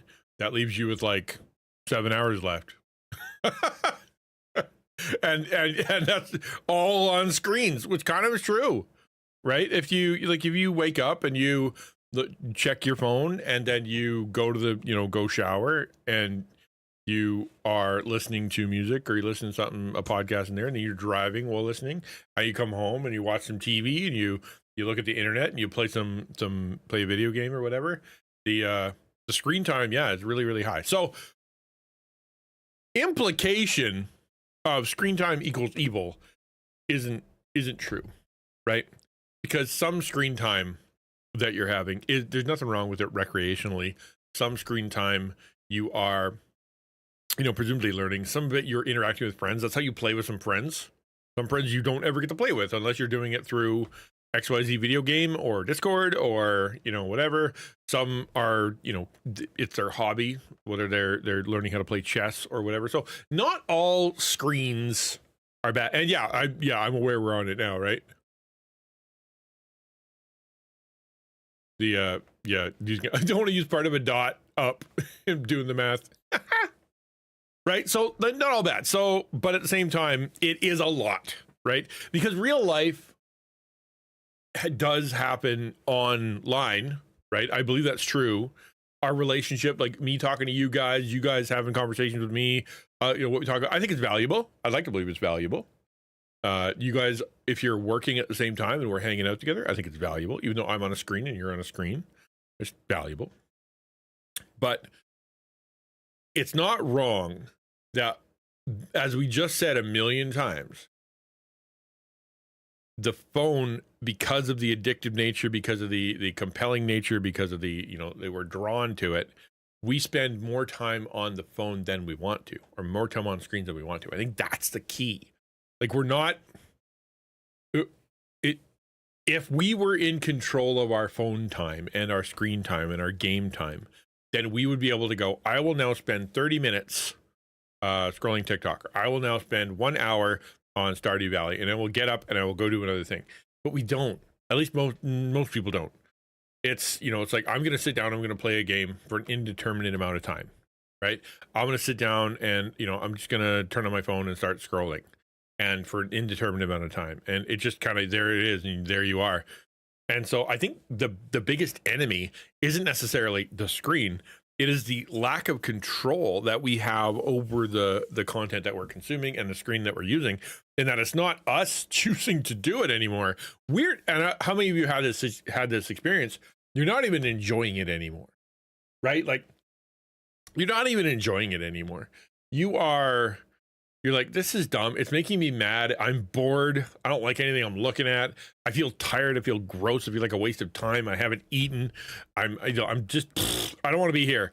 And then whoop, whoop, whoop, whoop. You keep going, right? I should be sleeping. I should be reading. I should be doing homework. I should be calling my parents. I should be investing in my hobby. I should be cleaning my room. I should, and there you are, on the screen. I think the issue isn't you're on the screen. The issue is that the screen has you captive. It is eating your time away. And as it eats your time away, you don't get that back. Your dots are going away, and you're giving them up, right? You're giving them up. That is not counting time for school. Dang it. So wrap your head around how sad that is. Imagine getting to the age of 90, seeing this visualization of how you spent all your time after the age of 18, and thinking about all the things you could have done that you did not do because you got distracted. And there it is. That's the word, distracted. Yeah, they're time vacuum. Yeah. Distracted. And it's always come down the same word. We probably use it every single stream and probably have for the last 5 years. Intentionality. Are you living intentionally? Are you the one making decisions, or is it making decisions? Are you the one making the plans, or someone else, or you're not making any plans? Are you living intentionally? And when you're on your screen, you're not being intentional, right? You're not being intentional. You're being whatever the opposite of that is. I can't remember the word, but I'm sure there is one. That's so true, because I've noticed that when I've been watching YouTube, it doesn't bring me joy, right? But once I do find something, it actually does make me laugh, right? And that's the thing. How many did you scan through that were trash? I suppose unintentional would be the way to go, yeah. I was looking for a better word, but yeah. Yeah, exactly. How many did you look through that were garbage? How many shorts did you watch that were just absolute trash? How many things did you actually enjoy and that you wanted to do that were purposeful, that were intentional, and how much of it was merely consuming, right? Just, it's kind of like food, right? How much food is fueling you versus how much food is extra, right? Just food you don't need, food that isn't helping, food you're not burning the calories, you're not enjoying, right? Like the chips are a great example, where you're just like crunch, crunch, crunch, crunch, crunch, crunch, crunch. Chips. I think I'm gonna go have more chips. Do you need more chips? No. Do you want more chips? Kinda, but I'm sitting here anyway. I may as well go have some chips. And now your tummy hurts, right? Like, it's just, you don't like it, but there you are shoving it in your mouth again, whatever your version is, right? Extensional. Yeah, there you go. And I also want you to ask yourself, what do you think over 26 years of screen time would do to you? Not good, probably. What is that an investment in? Glasses. How would it change you? Eyesight. It's well established that there's a link between high screen time and mental health issues such as depression and anxiety. For sure. But recently, we've started to unveil the cognitive consequences of excessive tech use as well. When we're staring at our screens, we are constantly switching our attention between different pieces of information. The average TikTok is about 15 seconds long, and over 55% of web pages are viewed. You know what's funny? He said that we're constantly shifting our attention. They immediately switch to the audience, because you're told as a producer and as someone who's creating media, you have to make a switch. You got to do a camera change, or people will get bored and not be able to watch anymore. You have to do it, otherwise it's not going to work. So it's like, here's a distraction while we're talking about you being distracted.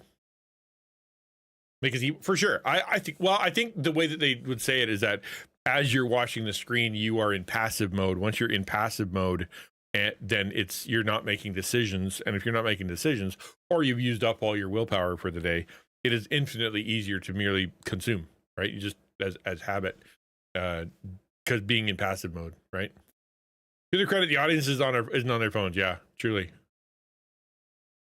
Videos of the shorts I do watch on YouTube are the ones that do bring me joy, mostly all from Neuro Universe. Yeah, that's fun. That's funny. But again, I think that like, if you can overdo anything, right? You can overdo anything. You can overdo the consumption of one topic, whether it be neurosama or Star Trek or comic books or cooking or whatever, and become obsessive, right? Why are you angry? For so many reasons, my dude. How you doing, James? Thanks for coming in. Won't give dopamine, maybe. Food is a supplement. Well, supplement, maybe. It's another thing. It's like it makes me think of the reason that people bite their lip when they listen to good music. Do you guys know about that one? According to what I saw or read or something, someone told me. If you listen to good music and all of a sudden you're like, and you bite your lip, like, like, why would a human being do that? If you're digging it, why are you biting your lip? I guess the reason that they say, I guess, is that the pain center and the pleasure center of your brain are connected to each other, and so therefore, if you want to amplify the pleasure unconsciously, you kind of bite your lip, right? It's just, I don't know. I heard it and I'm like, that sounds right. So take that for what it's worth. But it's a passive, subconscious, not quite thing. Because otherwise, you would just sit there, like, it wouldn't be a problem. And you do get dopamine from food, yeah. Too much anger can stop your heart. Yeah, but not enough. Means you have no heart, James. Think about that. For 15 seconds or less. And if you're switching your attention every 15 seconds for an average of 8 hours and 39 minutes a day, you are training yourself to become chronically distracted. Think about what that will do to your career, to your relationships, and to your ability to pursue the things that matter most to you. Unfortunately, the consequences of screen time are not limited to our mental health and our cognition, because every social media platform carries a message that affects what we believe. Mm-hmm.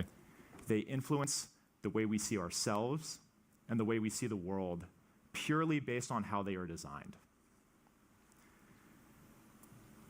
Instagram inherently says that your worth is largely defined by what you look like and what you do on vacations. It compels you to capture all the most meaningful moments of your life on. That's true. Okay, so if we're talking about social media and phone addiction and turning it off as a form of protest, as activism, and the cost thereof if you're not in control of it. That's what we're talking about today, James. So this is so true, and I can say I've broken this one, right? Social media. Oh, look at that! Look at Jim being all clever. Media. So this one I broke it, and I didn't used to. Like, it used to be, oh, I'm gonna get out my phone, I'm gonna post this, I'm gonna show people. But I realized, A, nobody cares. Nobody cares about the picture that I'm taking. B, it takes me out of the moment, right? It takes me out of the moment, and so therefore I'm not even doing it. Third, the people I'm taking pictures of, I want to take a good picture, and so I'm getting all in the way, right? It ruins so much of it. And so I just don't pull out my phone for a lot of it. Unless I'll be sitting at a table or we'll be like waiting for food, or we'll be somewhere, I'm like, oh, okay, now's a good time. We're not doing anything. Nobody's, well, here, take a picture. Cool. That was fun. That is, but yeah, if you pulling yourself out of all the cool stuff just so you can post it to other people so that they can validate the fact that you're having a good time, there's something broken inside of you. Camera and share them with your entire social network. And it implicitly says that it's more valuable to have 1,000 people that will give you transient social approval than a few that deeply care about you, even when it's not your best day. Say that again. Instagram inherently says that your worth is largely defined by what you look like and what you do on vacations. It compels you to capture all the most meaningful moments of your life on camera and share them with your entire social network. And it implicitly says that it's more valuable to have 1,000 people that will give you transient social approval than a few that deeply care about you. That is a really good point. I like that point. He said implicitly, right? As in, like, the idea is it doesn't say this, but it kind of does say this, that if you're sitting there across from your loved ones or your friends or people you've gone on vacation with or people you drove to see or whatever, and you're having a good time, or you have a compulsion somewhere inside of you that says, I'm going to pull myself out of this moment and I'm going to bring in the thousands of people. There is an implication that says these people aren't enough, right? The folks in front of me that I'm engaging with isn't enough. The attention that I'm getting from them isn't enough. I need more, and I'm gonna go get it from these people, right? The whoever's the random folks online. That's an interesting indictment, and I think it's worth thinking about. Like, when next time you pull out your phone to take a picture when you're there, are you literally saying, or maybe not literally, but implying that these people aren't as valuable as the ones that are online, right? Hi, Samus. Good to see you. All the commercials about these AI programs to let you edit people out of pictures makes me sad. Seems self-centered and fake. Like, I was in the beautiful place alone. Meanwhile, you edited like 7 people out. Yeah, so we're definitely talking about addiction, James, for sure. Yeah, dude. Yeah, it's there's something to be said about, you know, taking a picture and trying to take your best picture. You know what I mean? Like, you set up the lighting, you do whatever, you try to get a good picture. Then there's the next step where you edit the picture, like you crop it and you change it, you try to get less people or whatever, you try to get the exact right angle so it looks better than kind of it was. But you're just kind of changing the picture. Then there's the airbrushing. They used to be called airbrushing. Now it's photoshopping, you know, where you would actually alter the skin, alter the shadows, alter the lines, alter something so that you look a little better and the environment looks a little better. And then there's, you know, the using technology to goose all the colors, to goose all the expand it, you know, like make it bigger than by using AI or deleting a person or removing whatever. Like, all that is so far away from what actually happened. You have to ask the question, why are we doing that? Right? Why are we doing that? I can understand. I went to the beach. I took a picture of me and my family at the beach, and there's some dude, you know, swigging a beer in you know, like in the corner, and it's like, that's a major distraction. I can see, you know, select and delete. All you're doing is getting rid of a dude you didn't want in there, that, and leaving beach, right? That, okay, I can get that far. But it's like you said, it's not just you being used for that. Like, so much of it is to pretend that something happened that absolutely didn't. Getting worse and worse. Yeah, life is way connected to the internet. You're absolutely right. Even when it's not your best day. Snapchat inherently says that the quality of our relationships is best measured by the frequency of our communication, regardless of what we're actually saying. I've never used Snapchat in my life. It's not a thing that, like, it just passed me by. Whether it's because at the time Snapchat came out, I didn't have any friends or what, but like, I've never ever used this. It wasn't around when I was in school or when I was in college or when I was in high school, obviously. So therefore, I didn't have the sort of this is where my social activity is happening, and so therefore, Facebook came out, and that was a thing. But I've never done Snapchat. I don't know. I know that my kids tried it a couple times. They thought it was dumb, and there was actually someone like at work. Someone was like, "Okay, we're gonna plan meetings via Snapchat," and like, why are they making you do that? There's 1,000 better programs for it. I used it for filters back in the day just to play. Yeah, and I don't even do that. But that's interesting. I didn't know this. But it actually rates it by how many times you've talked to them. That's crazy. Regardless of the depth of the content, right? So theoretically, this means that you care far more about the barista than you do about your mom who lives, you know, in another town, because you talk to the barista every day. You only talk to your mom once a week, right? I can do that. Sure. There you go. Right? You get a point added to your Snapchat streak, even if you just send a picture of the side of your face with the caption streaks.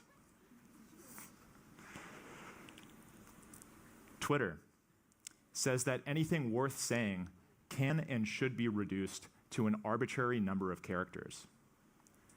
It says that the world is black and white.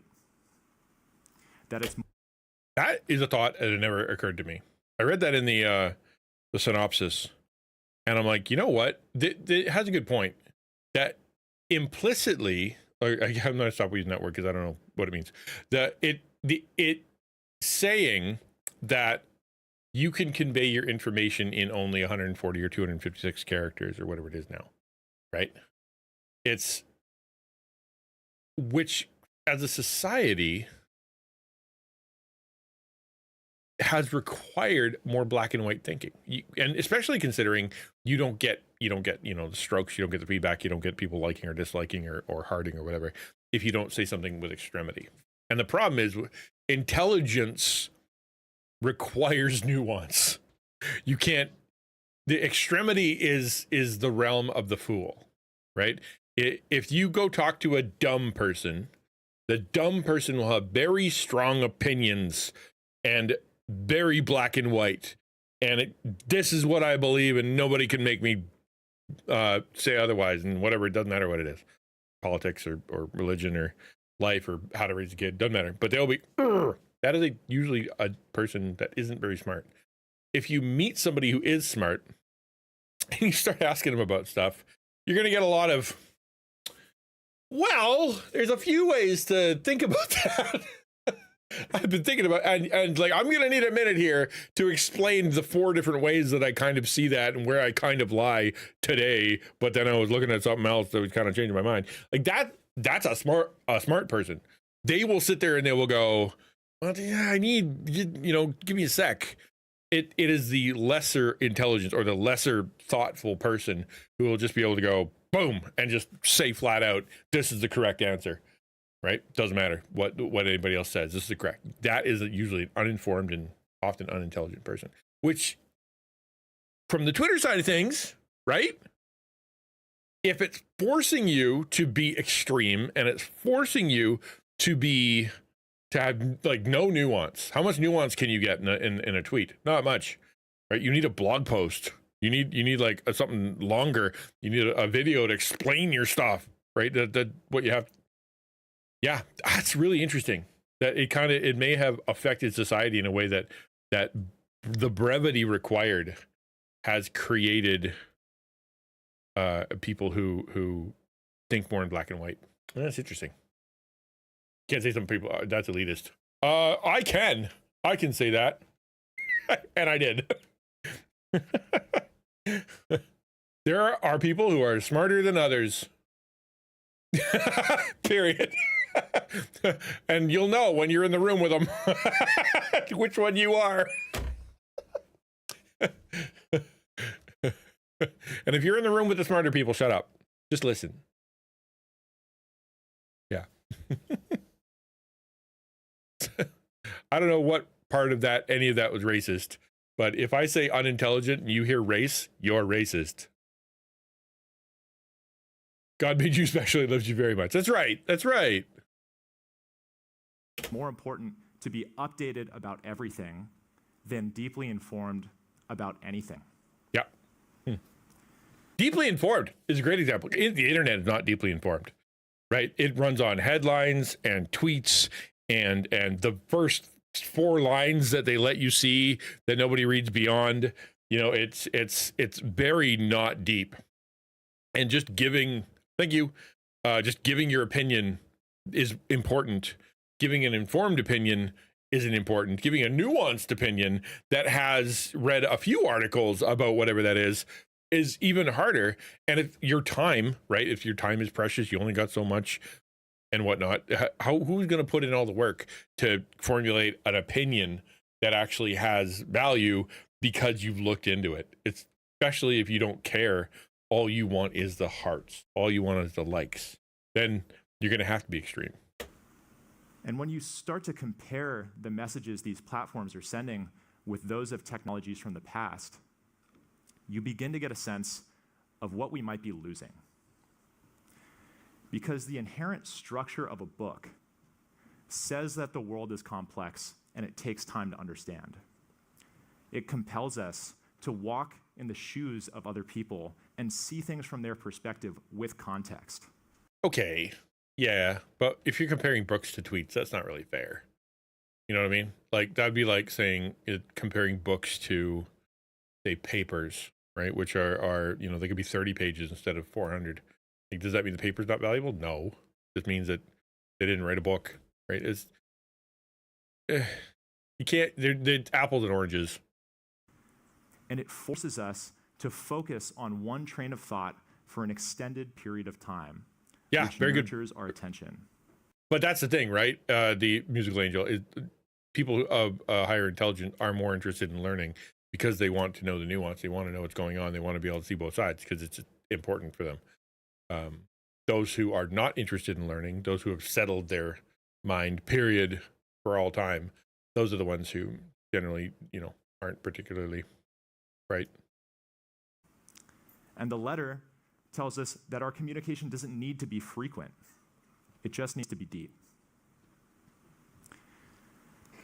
So when you factor all that in, it quickly becomes clear that the opportunity cost of this screen time is impossible to calculate. And I have never shown this visualization to anyone that actually wants to spend 93% of their remaining free time staring at a screen.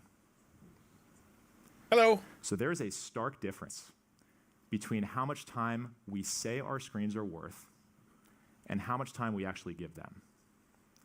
And it is critical to realize that is not an accident. That is by design. It's a consequence of a business model that has incentives which are fundamentally misaligned with your well-being. Because you are the product that social media sells. These services are free because they are monetizing you. I really wish more people would just know that. We talked about that earlier. If it's free, you're the product. That's just... I'm always surprised at the people that get upset at whatever tech company because they're shocked that their data is being sold, that they're reading their emails, that they are giving their home addresses out to other people, that they are, like, how, what were you thinking they were doing that for? Like, why do you think that your point system for your grocery store is free? Because they love you? Like, why do you think it's there? The answer is because they want your data. They want to manipulate you. They want to sell you things and get your money, and they want to sell that data to other places so they can get more money. Like, did you think that the store is like, I love you, here's $1 for no reason? No. If it's free, you're the product. They profit by helping advertisers change your future behavior. No, they do not. Where you spend your time, how you spend your money, or even who you vote for. In order to do that, they have to do two things. They need to figure out which ads are going to influence you by collecting as much data about you as they possibly can. And then they need to show you as many of those ads as possible. So social media is free because you pay for it with your time. Their profit is directly linked to how long they can get you to scroll. And that's, you remember, and they said, we've said this before too, but the TikTok isn't designed to entertain you. It's designed to make you keep scrolling, right? YouTube isn't designed to make you happy or to inform you. It's designed to make you keep watching. That's so important for you to remember. That they're not there to help you. They are there to sell you things, period. And they want you to keep watching so that they can sell more ads. And they'll do whatever it takes so that you'll keep watching, even if it means destroying your life, right? TikTok doesn't care if they destroy the country and divide everyone, make everybody addicted to porn and too stupid to think. They don't care. They want your money, right? YouTube isn't there for content creators and to be a wonderful voice for the people. We know that because they're more than happy to censor, and they're more than happy to change things, and more than happy to just delete people. That opinion doesn't exist anymore, right? What are they there for? They're there to get your money. That's it. You have to get your head out of the the idea that these things are there for your good, right? You can use them, and I believe they can be used for good, but you're always going to be fighting against a system that is actively trying to pull you into the vortex, actively trying to sell you and actively trying to change your opinion and to keep you there. Like you were just, it's going to be a battle, and they're better at it than you are, because they know more about it than you. They know more about you than you do, right? They just do, and they know 1,000, 10,000 people like you, and they know how they watch, and they know what to tell you next. Like, it's a very difficult thing. Like, if you went to a really good salesman, like a really good old school used car salesman, and he had the reputation of being able to, sell ice to when they sell ice to an Eskimo or sell water to a fish or whatever. Like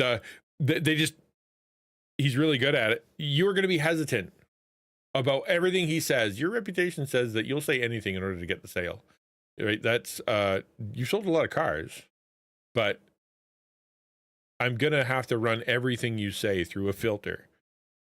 Absolutely. And we absolutely should be doing that with everything that our social media says. Yeah. I don't know, man. Do I believe in regulation when it comes to this stuff, like government regulation? I'm Canadian, so we love regulation up here, but it's also, I don't believe it, that the old school politicians can fully grasp what's happening underneath the tech. And I don't think that the tech company, whatever it is being honest about what they're doing. They're doing more than you think they are, always. Right? If you ask, Google what they do, they'd be like, "Oh, we're a search engine and we do other fun stuff on the side." And then you scratch the surface, you dig down a little bit, and you realize what they're actually doing with your data and what they're actually searching for and what they're actually doing with it. Like, it's like, what they do on the surface is not what they do. And every social media platform is in a battle with each other to capture as much of your free time as possible. So let's run a thought experiment. I want you to ask yourself, how much would you pay for your favorite social media platform if it charged you a monthly subscription fee?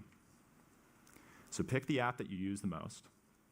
And what app do you use most? What app do I use the most? The answer is probably YouTube. Probably YouTube. If you count shorts and you count how much time I spent creating for YouTube and watching YouTube and looking up stuff on YouTube and, like, entertained by YouTube, definitely YouTube. Like, I don't have cable. I don't have I don't have any of that kind of stuff. I have Crunchyroll and YouTube. That's what I watch. We have Netflix in the house, but, like, it's not for me.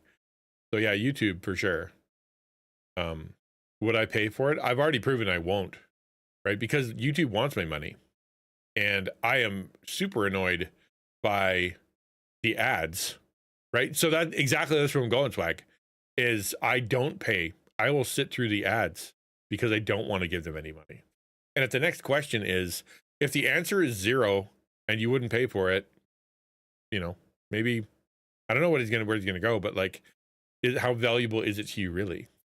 Hey, Pixelated Randomness, thanks for coming to the stream. I don't, why people acting like I should be. I don't even know what you're talking about. Don't know who that is, and don't know what that is. Sorry, I can't give you an opinion on that, man. But, like, it's so cheap. I don't even think I don't even think I would pay. I mean, we are paying with our attention. We are paying, what he's saying.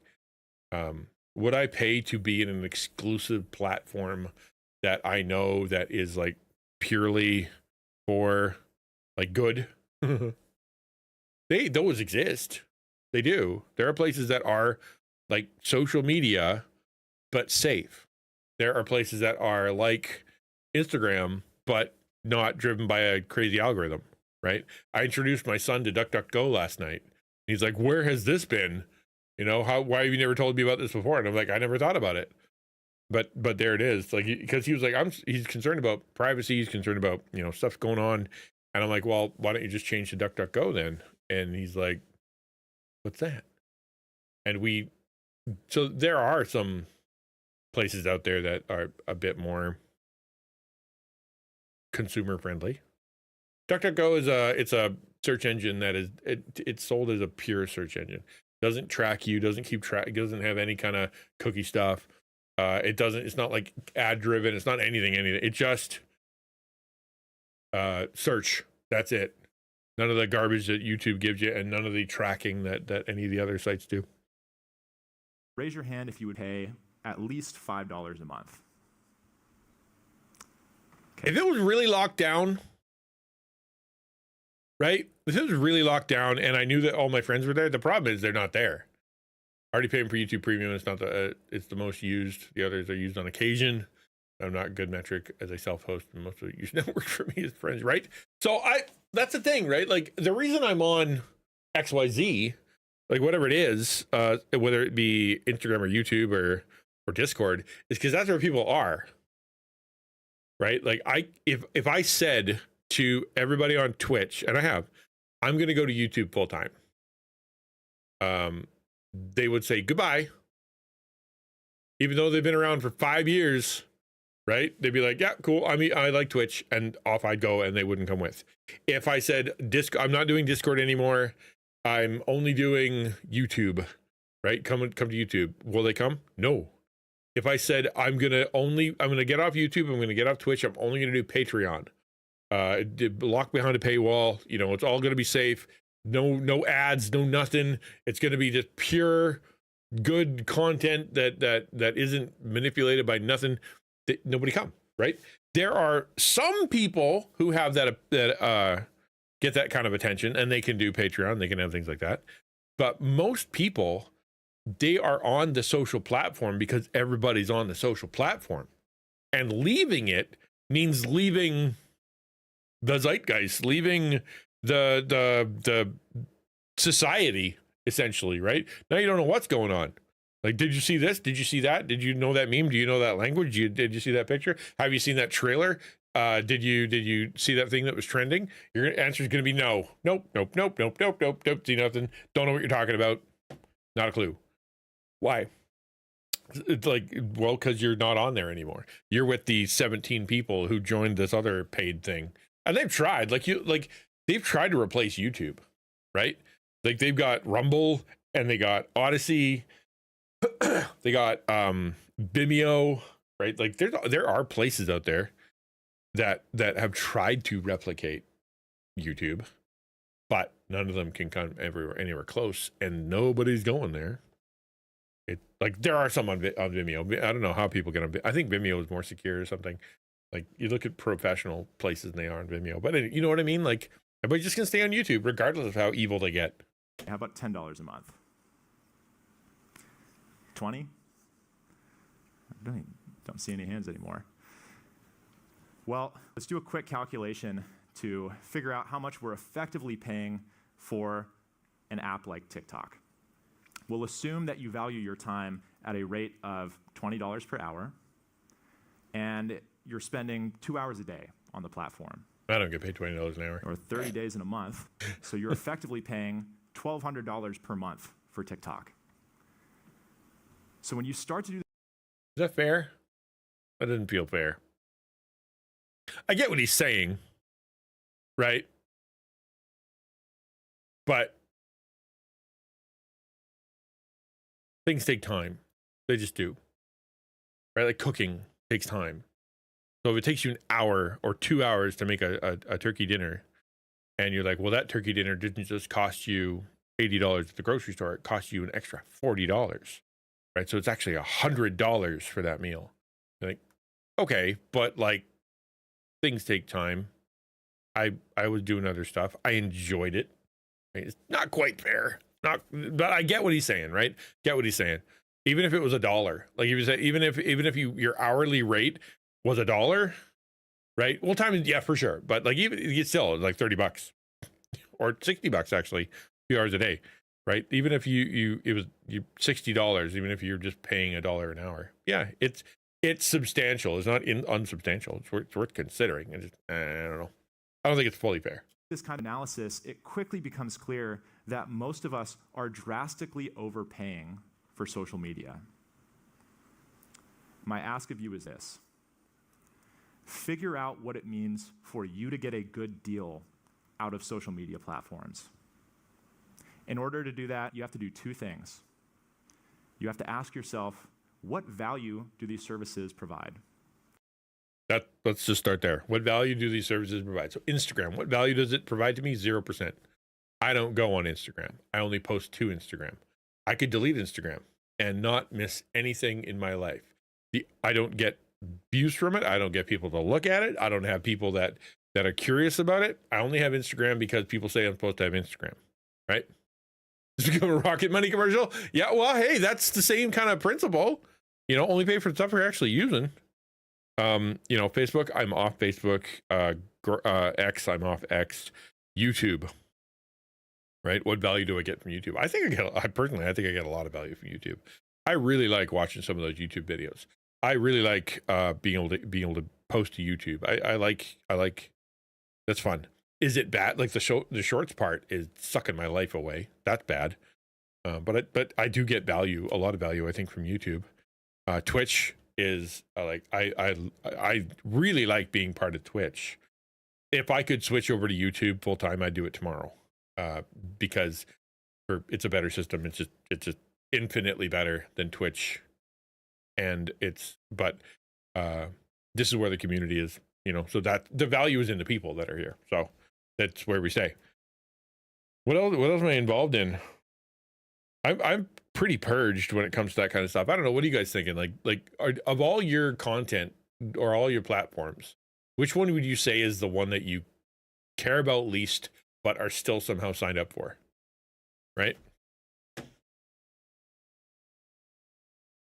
For me, it's definitely Instagram.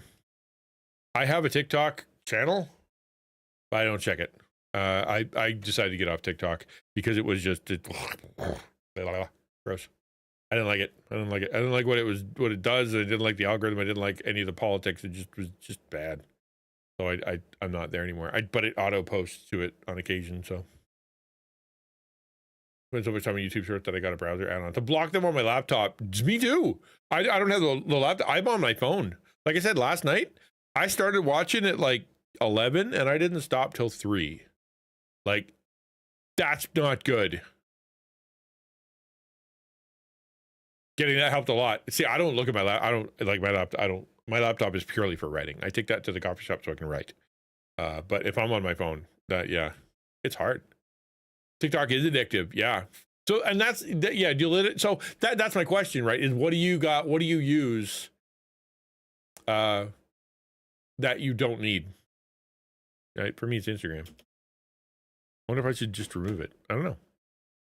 Like, it's weird as a content creator because in a sense, like I supposed to post places, but then in a sense, I'm not engaging with those places and I don't, you know, so what is the point? Why do I even have it? And second, you have to ask, how much of your time is that value worth? Now, I want to be clear that I am not saying social media is without value. It can be an incredibly powerful tool. It can foster relationships. It can introduce you to new ideas. It can even spark social movements. But we need to learn to use it in moderation. Don't let yourself get to the age of 90, only to look back on your life and realize that while you were trying to avoid FOMO, you actually missed out on living. That free time is your most valuable resource. Do not give it away for free. Thank you. Good talk. That was a good talk.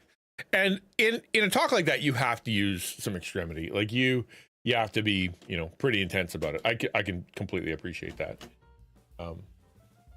Like it's just, that's how it goes. You got to be like, this is how it is, and this is how I think. Because it's just, otherwise, if you were just namby-pamby for like 12 minutes, then you wouldn't have said anything, you know.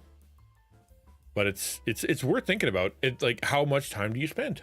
And well, like Musical Angels, like, well, I turn it off, you know, I block it so that I don't spend too much time on it. Like, it's just, I don't actually, what is Doom? I'm going to look up Doom. What is the definition, like the real definition of doom scrolling? To continually scroll through and read depressing or worrying content on social media or a news site, especially on a phone. Yeah, I don't do that. What's the opposite of doom scrolling? I probably do that. What is the opposite of doom scrolling? Joy scrolling, glee freshing. What? Glee freshing. Gross. What? What a weird name. What a weird word. Glee freshing. What's that? I've never heard that word in my life. Anyway. I think social media, you know, using social media in a way that you are, that you're like, yeah, I got value out of that and I move on, you know? That's what I'm thinking, right? Like, I don't go looking for miserable stuff. If it's miserable, I turn it off. That's why I, like, someone's like, you should watch Attack on Titan. I'm like, no, that would make me feel really bad. I'm gonna go watch something about, you know, two people that are cute together and being funny. That's what I'm good at. I have enough problems. I'm not gonna go invest in more and make myself sad on purpose. No. So doom scrolling too. Like, you can argue that I'm not very well informed because I actively avoid news. It's all bad. So I'm like, I have enough bad news just day to day. So you can't, I am not going to be looking for more. So yeah, I guess, you know, I don't know.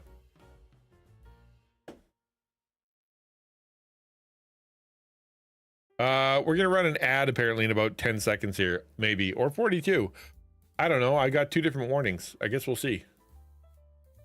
So that's my issue, is I don't use it for like being miserable. I get distracted by just trying to see stuff that is distracting from my life, which isn't good, but I think it's better than trying to depress yourself into the ground. Do you really doom scroll though? Like, you sit there and you'll watch miserable things on purpose, Musical Angel? Like, I don't know how that is attractive. But then there are people that will watch sad movies or scary movies just so they can feel scared or sad, right? Like, but no thank you. Well, happy birthday, Muhammad. There you go. Doom scrolling isn't about miserable things, it's about scrolling without end. According to the definition I just read, the doom scrolling is specifically about looking at crappy bad stuff, right? The endless scrolling, that's what I thought it was too. But apparently doom scrolling is literally just like filling your brain with all sorts of negative stuff.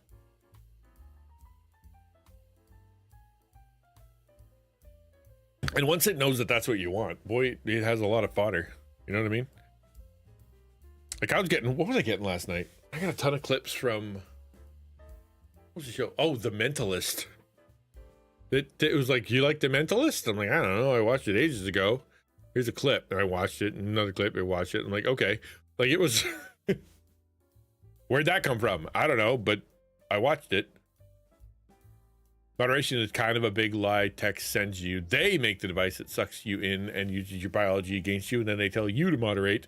Then they give you a screen time tool that you can circumvent on a whim, so their butts are covered, and we're still on our phones all day. They could care less. Not saying we can't moderate, but you should. Oh, dude, yeah. The asking a company like that to self-regulate is what I would, you know. Yeah, no, they're not doing that.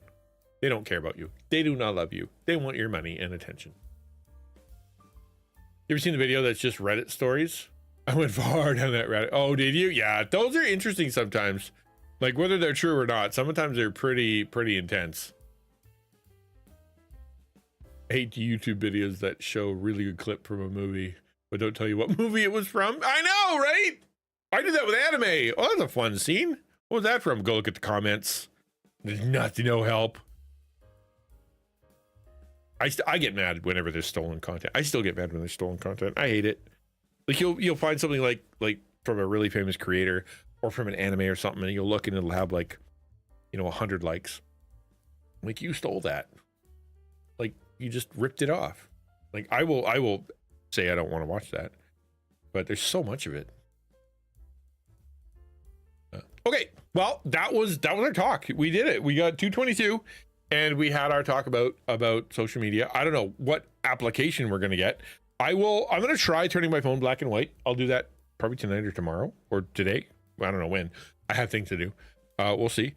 And hopefully tonight I can do better now that we've talked about it for a long time. I feel really convicted about it, so hopefully that'll help. You never know until your phone's in your hand and you're crack addicted to it. I won't do crack today. Oh, look at me doing crack. All right. But if you want to talk about something, by all means. Otherwise, we're going to jump into Stardew Valley. I have something to show you. Look at this. Oh, that's heavy. Look at that. Look at that, baby. We are going to be opening this thing on Thursday. I'm so excited. I got this for Christmas. I'm going to get this for the next 6 months. Tokyo Treat. I loved opening Tokyo Treat back in the day, and I'm so glad to be able to do it again.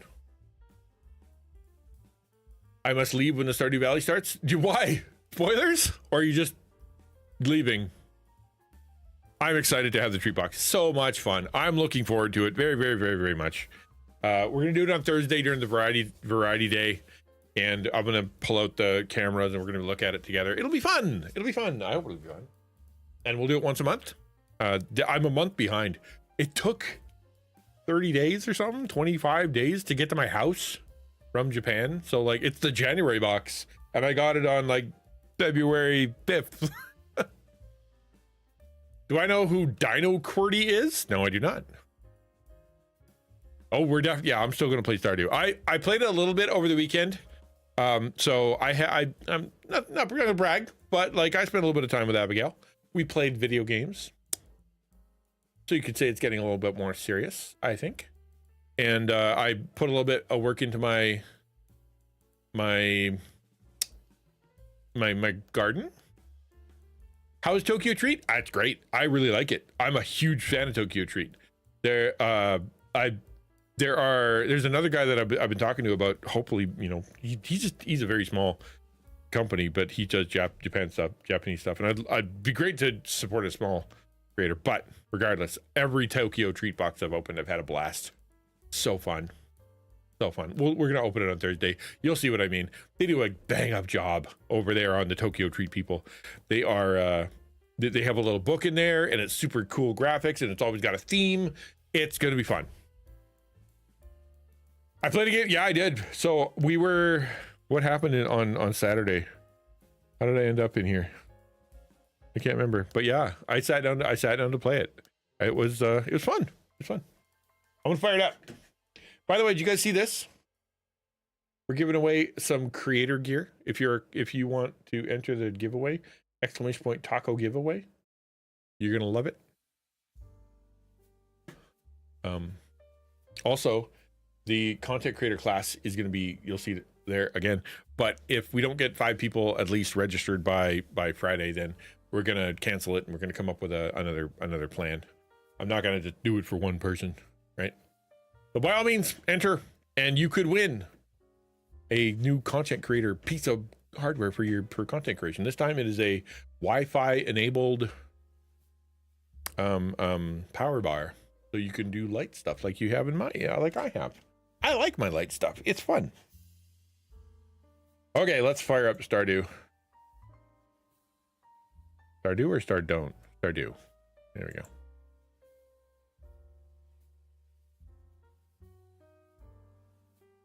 Ta-da! I'll show you a bit of my progress. I'm hoping I get my copper watering can today. Their schedule didn't allow. Scholarship option? Oh. All right.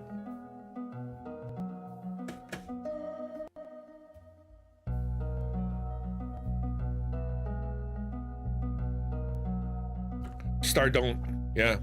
Stardon't Mountain. Oh, it's so chill. I'll change my category because I'm a good streamer.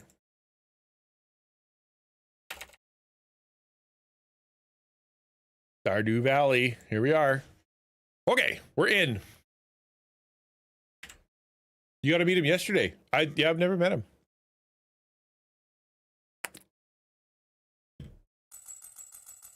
Play Stardew Valley when I was actively going through burnout, so just hearing the sound triggers me. I get anxious. Feel sick? In Stardew? You poor thing. Oh, I saw it. That's awful. What a terrible association with a very chill game. Weather report.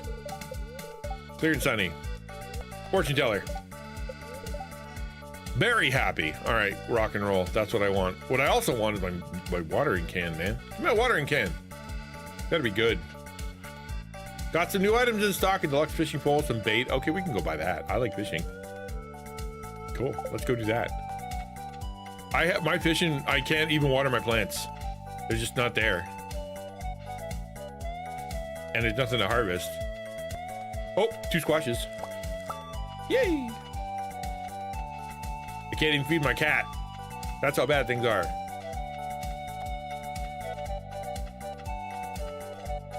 I'm gonna turn down the music. That seems really loud.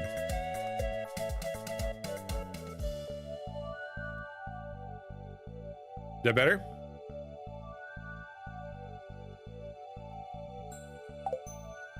His mug reminded me of one of my Kansas kids. Who, the dino guy? He's got good music, I'll give him that. And apparently he, the Concerned Ape is the one who wrote the music too. Yeah, music's really good. I've shaken this bush every time I walk by it.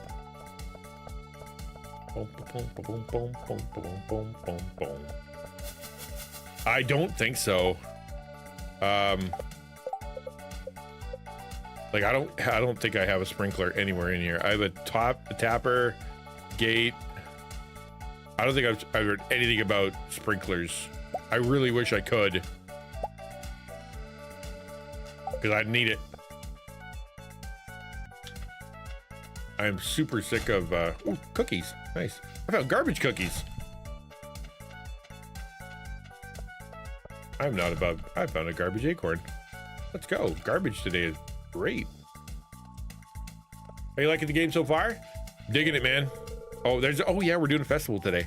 Forgot about that. We are, yeah, we're doing a festival. That's gonna be fun. I'm supposed to go visit the fishing guy. But I can't get down to the fishing guy. Uh-oh. Yeah, this is super fun. I'm really enjoying Stardew Valley. My daughter was mocking me the other day because she's like, you know, Dad, you said it wasn't a game for you, and then when I told you to come back, you immediately liked it. And my thought was, okay, how many games did I do that to? You know, that if I'd have done another couple hours, I would have really liked it. Played the jukebox at the bar? I have not. I thought about it, but I have not done it. I will do that. All right, welcome to the luau. Let's go. I'm gonna put my soup in here. We're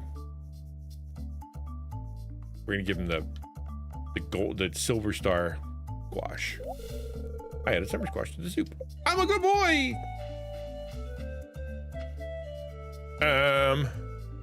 They let the homeless guy come? Good for them. I guess it's a public beach, so what are you gonna do? Not let him?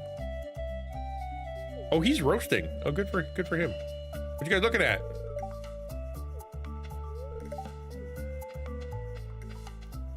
My girlfriend's way over here. I did this yesterday and I alt F4'd out because I just had to quit.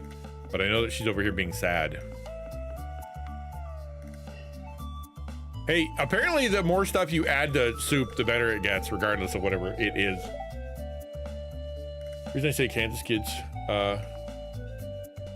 when we lived there, my daughter's school friends called me Mom. One of the called Bigs always give me a big old, oh, that's nice. That's cool.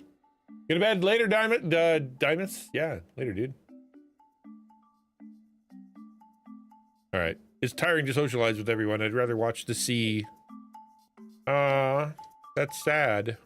I wish I could give you something, but you don't like squash. I give you cookies. You like cookies? I can't even give her cookies if I wanted to. Okay, let's start this thing. I gotta go talk to the mayor. Where's the mayor?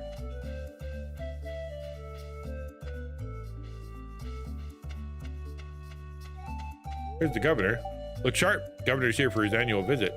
If you brought something for the potluck, be sure to add it to the soup cauldron. I will. What a lovely occasion. It's just always a joy to visit Stardew Valley. I'm gonna see if I can throw another squash in there. Can I? Nope. You get one squash. Chairs I can't sit in. This luau sucks. Food I can't eat. People who don't want to talk to me. How's the apartment coming along? Must be a busy season for you. It is, in fact.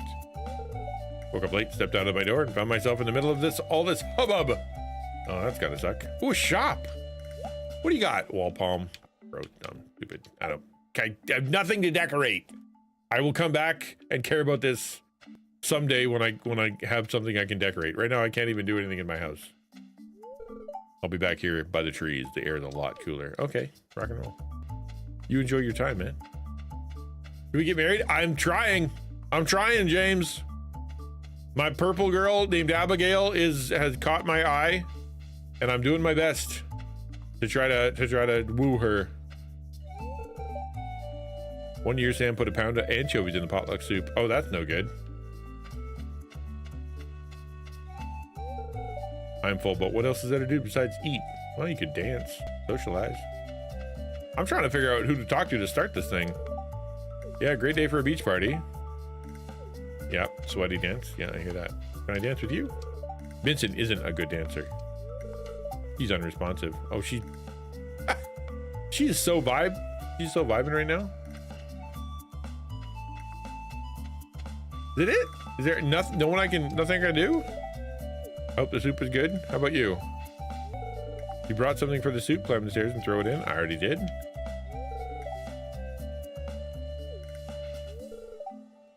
Put fresh vegetables from my garden in the soup. Good for you. Me too. I did too. Hey there, Four Eyes. Whatever Linus is roasting smells awful good. I don't know how to start the luau. Does anybody know how to start the luau? Who does one talk to? I must speak with the missus. Oh, there we go. Should we move forward? I always forget to talk to them twice. Yes. Let's do this thing. Let's party hard.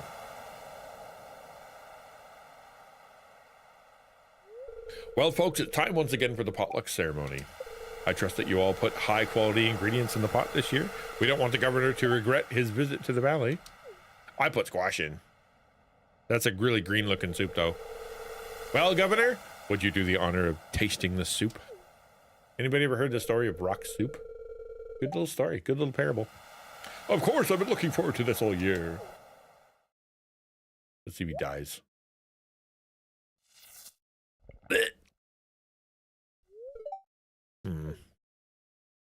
He's happy. Ah, very pleasant soup. The produce from this valley never disappoints. That's good. I put in my silver star squash. Tasty. You all did very well today. Now, who else wants some soup? I want soup. I'm in my car. Hi, Magic and Twilight. Have a good stream. Got to catch this VOD sometime. Have a good stream. I would like to have a food stream. We're gonna do that on Thursday. What's it? A lot of things, and it turned green. Time to head home. That was a quick little event. And now it's bedtime. Okay. I can't water my plants though.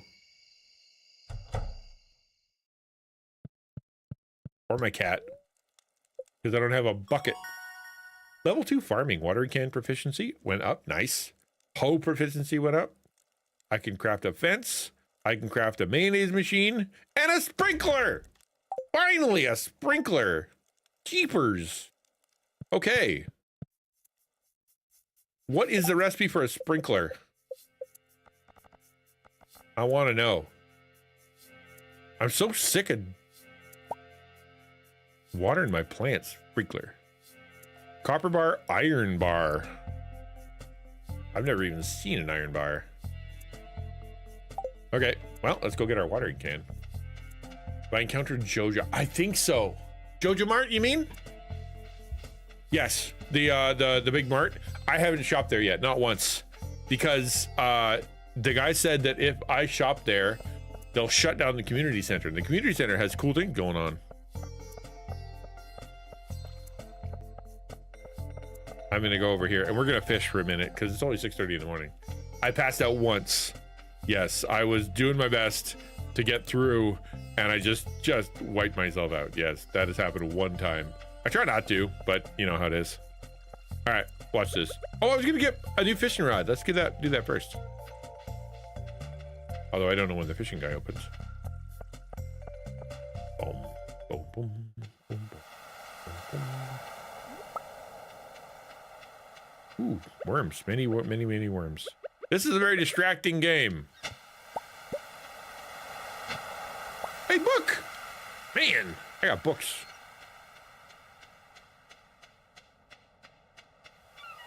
There's just so much to do. It's fun. What's crazy to me is, you know, I'm not gonna play Minecraft for a while. I texted Double Pixel the other day, last night. I'm like, I can't do Minecraft for a while, man. It made me sick. I don't want to pay the $10 a month. You know, we're not using it very much, so I'm just gonna let it go. But what I'm gonna do is I'm gonna let I'm gonna put the file on the Discord, and then whoever wants to copy the world can. Yeah, I got like legit motion sick last time I played. It wasn't fun. Mount Moriah. The class should be about an hour and a half.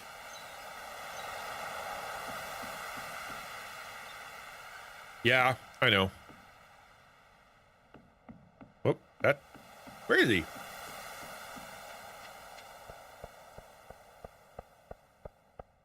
At least that's how much it usually is. It was an hour and 15 minutes of talking, and then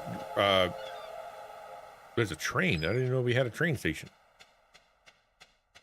Yeah, it's an hour and a half, or hour and 15 minutes of talking, and then it's 15 minutes of review. So chances are, hour and 15, give or take. Ahoy. Come on in, make yourself at home. I shall. Hey, Pinko. Pin cosplay. I was gonna say Pinko play. No, Pin cosplay. Good to see you. What do you cosplay? Is it fun? Cosplaying's so cool. I'm bad at it. I've never done it, but I like it when seeing other people cosplay. That's good stuff there. The fish go crazy for it. Just make sure to wash your hands after dipping them in those juices.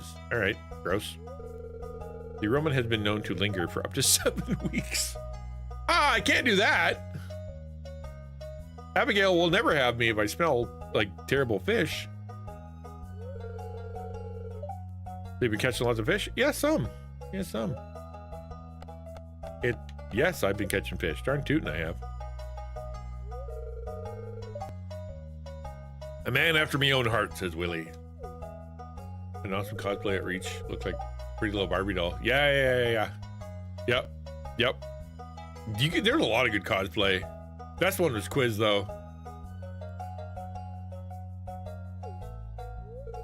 Lucky Mirror, good to see you still going. Shout out from the Nepean Baptist days. Dude!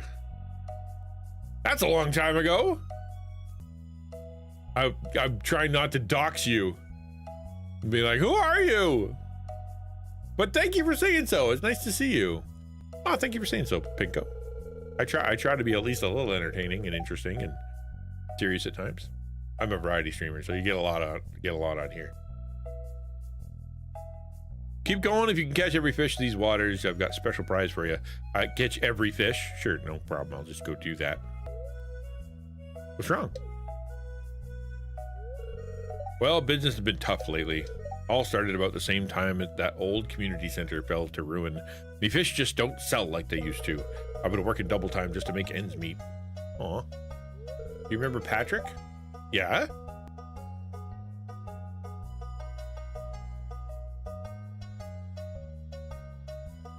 Yes, I remember Patrick. Best I've found. Oh, that's lovely. Well, thank you for saying so, Pinko. That's cool. Oh, all right, rock and roll. Good to see you. I know who you are.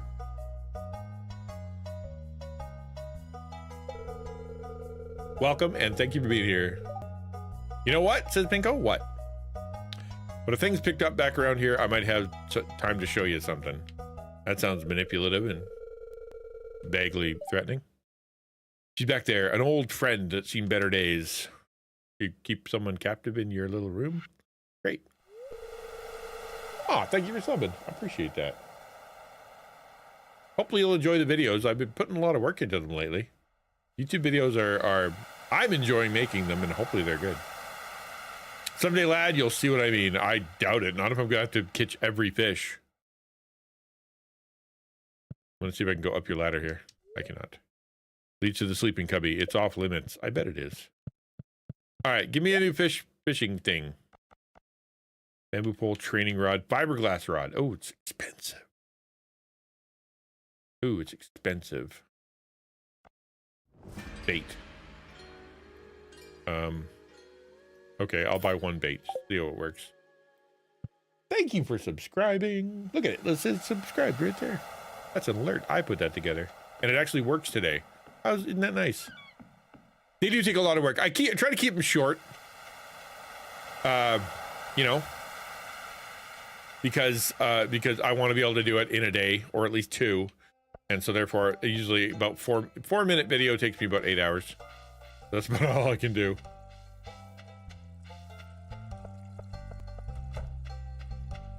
Okay, I need my watering bucket. You have it, and I want it. Awesome. Thank you.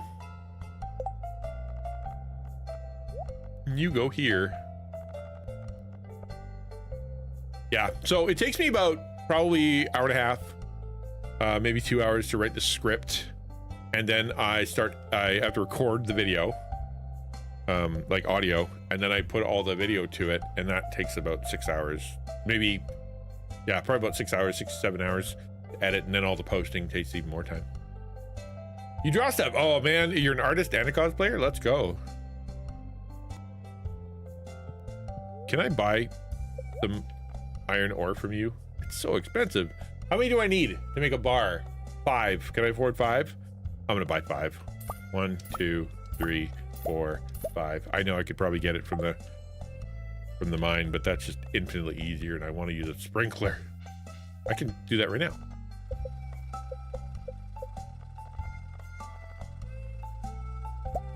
Wait, what? What? Sprinkler. 1 copper bar, 1 iron bar. Oh, I haven't made the bar yet, dingus.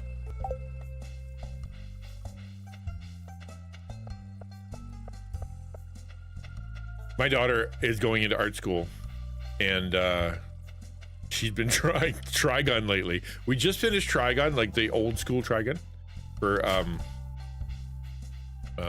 it was really good, really depressing. Yeah, by all means, Pickle, come and go as you will. Enjoy your snack. Yeah, dude, Trigun, it was so good, like old school Trigun. We're gonna start the new one very soon, but yeah, it was super good. Like it started so silly goofy, and he's such a silly goofy guy, and then it was very depressing, and then it got depressinger. So yeah, that was really something, man. All right, that. Oh, hold on. I need my coal.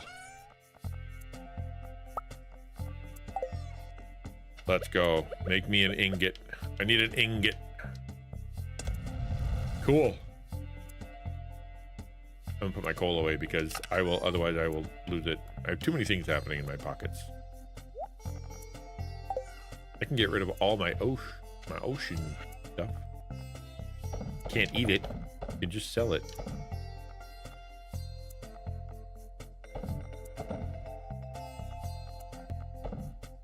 There. Put cookies in the top bar in case I need cookies. Oh, there's my Rusty sword. I gotta get rid of that too. What do you do with the sword? Can I give it to somebody? It won't let me sell it. Like, I don't know what to do with it. Yeah, I'm watching a ton of anime. I actually had anime reviews on my... Oh, he even gave it to me full of water. What a good guy. I did anime reviews on my website, but you know what? It ended up being not something I could keep up.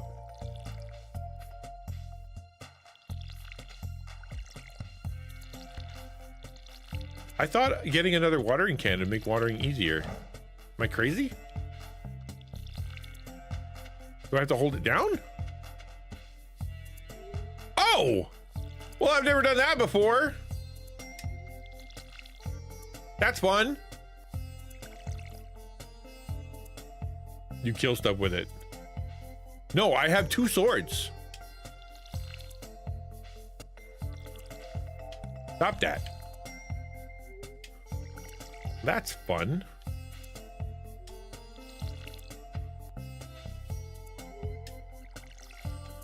What? Hey, Pinko, thank you for the follow. Like, what's in between a follow and a sub on YouTube? I legitimately don't know. Well, I can't sell it. I don't know. Can I give it away? Like, I actually don't know. Hey, kitty cat. I'm gonna go give you some water.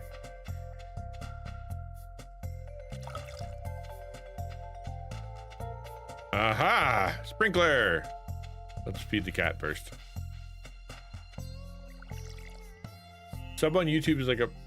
No, because it says Pinko Plays just followed. And then Pinko could go subscribe.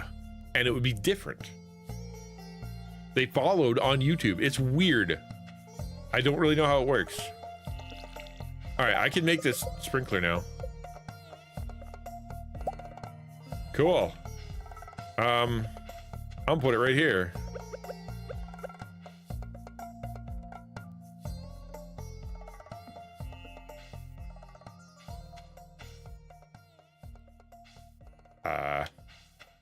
Sprinkle. Go. Engage. Do I have to pour water on it? Fill up my sprinkler? How does it work? I don't understand.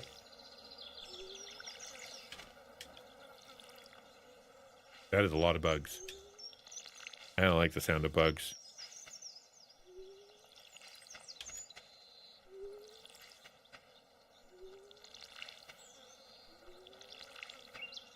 Do I need a hose? That can't be right.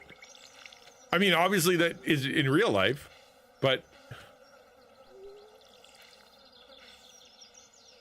maybe it needs to be not in the dirt.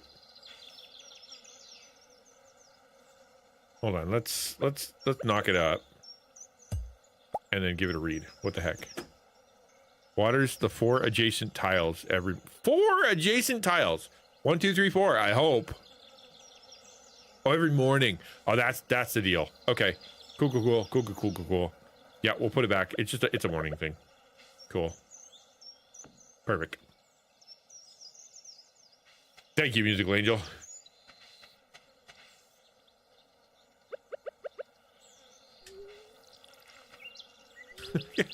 I don't know what he's doing. I'm trying to think, like, in real life, how he's manifesting this water.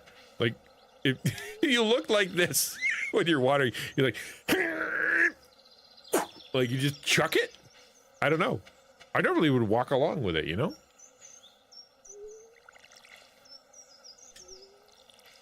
I guess it's a little faster. It's not much faster. I think I already did this. Yeah, I already did that. So we're good. I finally did it. Okay, you lie in the dirt there, kitty cat. Cool. I want to go to the mine, but it's too late tonight. Let's just chop some things down. And then we'll get going to bed. And that'll be that. I know it wants me to go fishing. Like, that would have been smart. And you have to go to different places at different times. Like, you can't just decide to catch all the fish in one spot.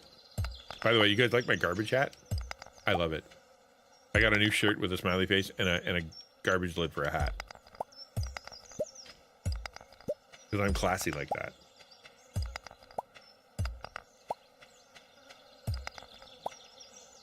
So just a lot of rage, right? He's just like standing there, just all of his fury is about to be thrown into this, and he just boom, he throws it. Yeah, I can see. Yeah, why not?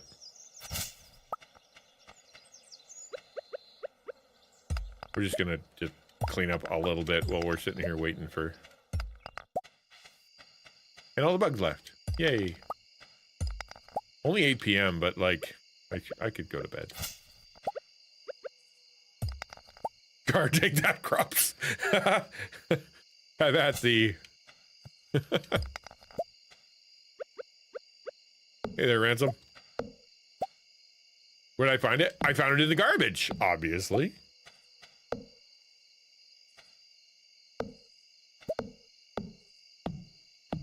I found it in the garbage and someone caught me. I jumped so hard and it threw the lid across like the everywhere. And then I just looked at my inventory and I had a little garbage hat. Yeah, he's chill, man. Exactly. What else is there? Oh, I'm exhausted. All right, off to bed.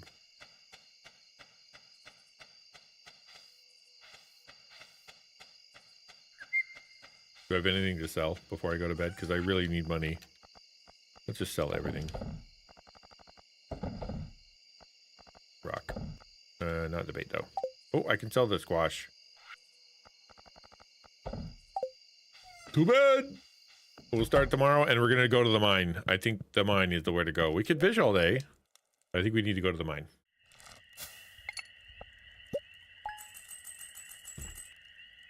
$1,000. So rich. I found the hat mouse. He had one hat and it was like $10,000. Like, no thanks. Oh, look, rain. Good thing I bought that sprinkler. Oh, no. I keep chopping my plants like a dummy.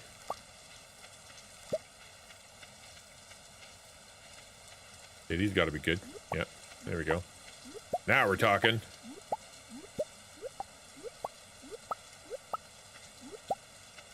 I'm gonna make $1 zillion.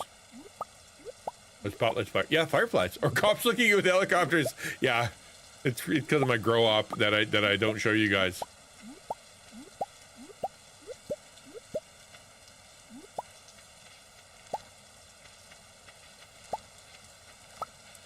Surely these are ready to harvest. No, they are not yet. Wow. How about you guys? Yeah, boy. What? You're not ready for harvest? How can one of you be ready for harvest?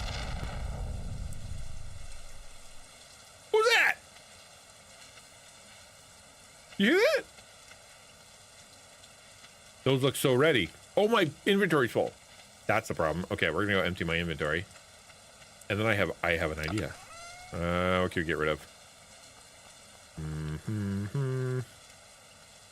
We'll get rid of this and the really good grape. And we're gonna go to the community center, because if you go there, you can give them stuff and they will they'll reward you. Yeah, cool. That was thunder. Yeah, it was crazy, man.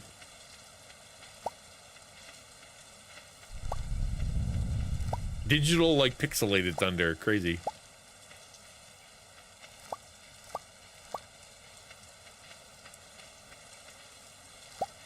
Okay.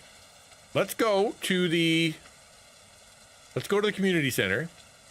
Because I think I probably have enough now that I can get, like, a present. Probably. Maybe. We'll pick up some stuff on the way. Just in case. Assuming there is stuff on the way. There's a grape on the way. But I already have grapes. No, I do not. I gave it. Good thing there's a grape there. Can't believe I gave up my grape. Nope, wrong place. Man, that's scary. Wait, how have I never been here before? There's a bathhouse? When did you get here?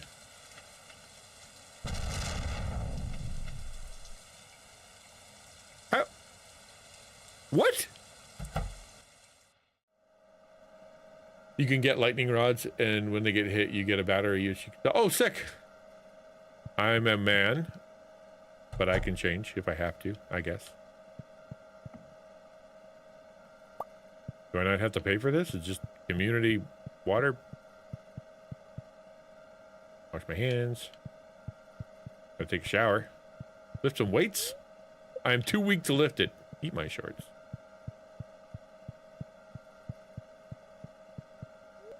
Trying to take a shower with the clothes on? Well, you get, I don't know, man. All right. Let's change rooms.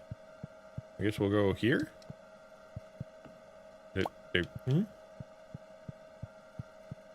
Yeah, this game's got really cool sound. I completely agree. Oh, okay. Now I'm naked. There you go. I guess. If I go this way, I get unnaked. Well, how do I get showered then?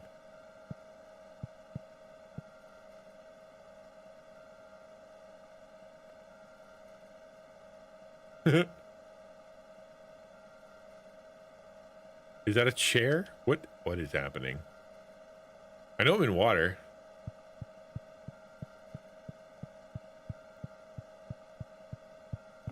Yeah, and that's a chair. Couldn't chair anywhere else. Okay, we'll figure this place out later. That was weird. It restores your energy. Well, that's nice. That was pretty good. Yeah, you just throw off the clothes and don't even worry about it.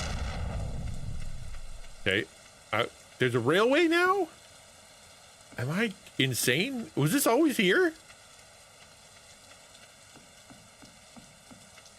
There's a door out to the bath. Yeah.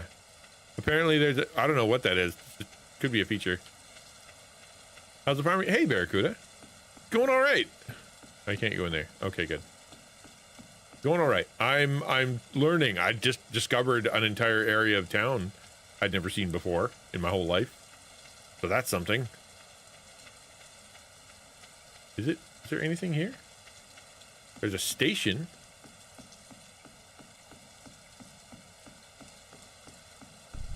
I can go in here and I can sit down and wait for the train to come. Okay.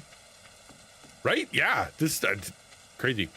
Crazy, man. All right. We're looking for the community center. I feel like I'm in the right spot. I'm going to take the homeless man's food now.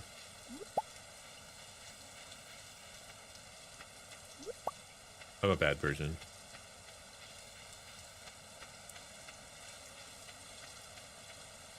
Kept on changing clothes and dirty old phone booth till his work was. Oh, hey, dropping some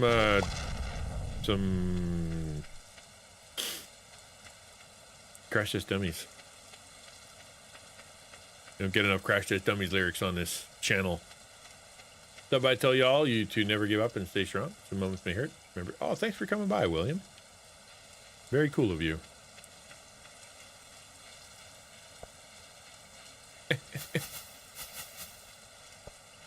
Guys can lightly strike you in this game. Wouldn't that be fun? If it can strike, it'll strike me. Hold on, I'm gonna go get the flowers that are over there. Wow, that was loud and scary. Cool. Cool. All right, let's see if I can get anything from these crazy people. All right, step one. We go here. Spring foraging. Nope. Exotic foraging? Nope. Construction? Nope. Foraging? Nope. Nope. Okay, well, not that.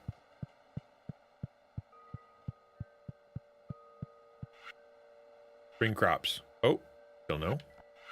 Still no. Why don't you like me? Tomatoes, that's all you want from me? I don't have any hot peppers, blueberries, or melons. I don't have any. Crud. Wow, I thought I was gonna get something. It turns out no. Bummer. What about you? Fish, fish, fish, fish, fish. Okay, that tracks. All right. Well, here I thought it was going to be cool and get a cool thing. Nope. I'll just sell them for profit. And then get a new something. Pickaxe? Sword? Girlfriend? Girlfriends need money. It's not very late in the day. Maybe I shouldn't go home. Maybe I should give cookies to somebody. Or some okra. Who likes okra?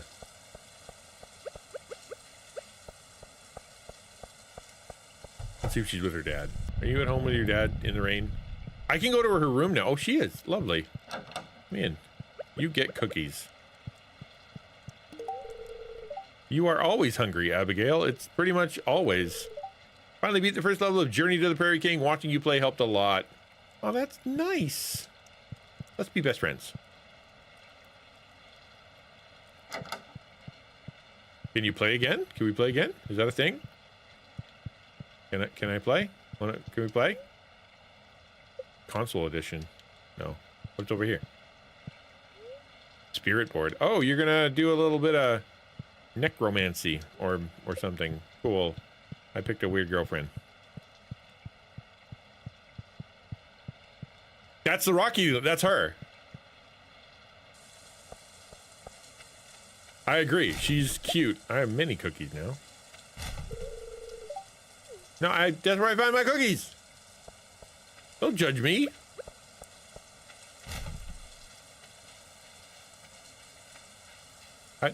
Of course I need to. All right, let's do a little fishing first.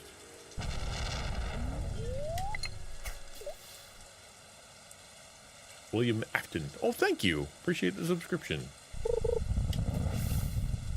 Oh. Do I have enough money for the, I think I need to change my bait. Boom, boom, boom. I don't know how this works, so let's... What? Hold on. Do I put the bait on the fish? Heh.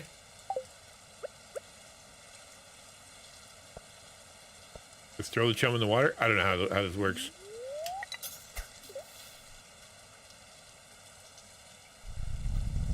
Exactly. She's not boring.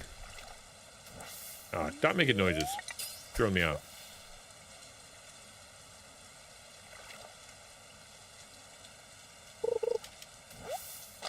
Gross. We're gonna go to the mine tomorrow.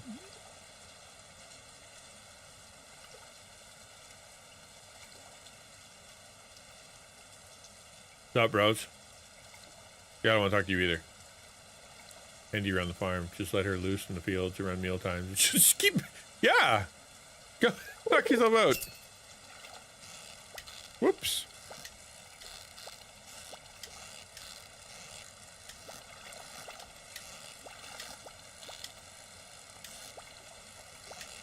Wow, he's tough to get.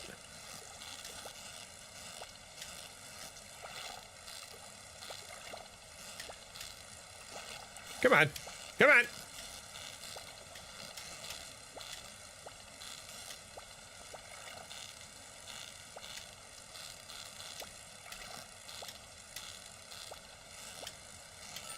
Got ya, sucker. Yeah, pike will fight, man. That is dead on true. I have caught many a pike, and they are fun to catch.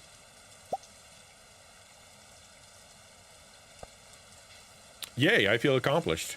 And I'm gonna make $1 million when I sell all my stuff. If I get home without getting struck by lightning. We'll see.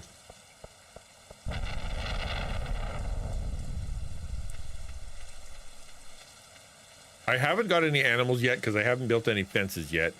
Because what's the point?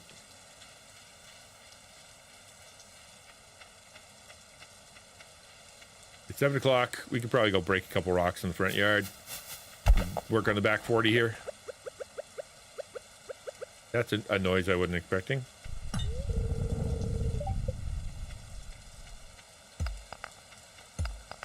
Oh, am I full? Oh, yeah. Just don't buy her diamonds. Her engagement ring is made of a gummy worm because she doesn't like it.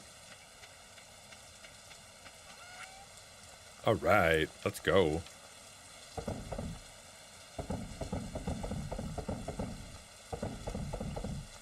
$1 zillion coming my way. Thank you very much. Put the coal away. Whoop, that's bait. I forgot I even had all this stuff in here. Nice. Oh, what do I do with this? I have a dwarf scroll. Do I give it to a dwarf? Do I find dwarves with it? I'm a girl who plays Stardew a lot. I didn't like any of the guys you can date. Is it bad if my character dated a girl? End up doing something different, but spoilers for the game. Like, is it morally bad? You're in a video game. In a sense, video games are kind of off limb. You know, it doesn't work that way in the same way that shooting or stealing or picking through garbages or you know, unattended mine and like all that stuff also has moral consequences. If you feel a sense that you are like you have a guilty conscience about it, like check yourself with that, you know, like you don't want to keep pushing on your conscience until you don't hear it anymore. That's dangerous. But just remember, there's a lot of stuff happening. Hey, I got money. Spreading weeds have caused damage to your farm. Oh, that's too bad. I just made money and now my farm is damaged. Well, it's not too far. It's important to ask those questions, James. You have to ask the question, what do I think of this? Is it important? Should I care? How much should I care? Right? More thunder. If I'm tweaking my conscience, is it me or is it something I shouldn't care about because, you know, maybe my conscience is too soft and it's something I need to suck up? Is it a prejudice that I have, which means that, you know, it's actually a problem, or is it something that I need to go, you know what? If that's a problem, then I'm just gonna avoid it. Thinking it through is critically important. If you're not willing to think it through, you're gonna end up doing stuff that, you know, thoughtlessly, and thoughtlessly is no way to live. A little extra luck, even though my farm is wrecked. Oh well.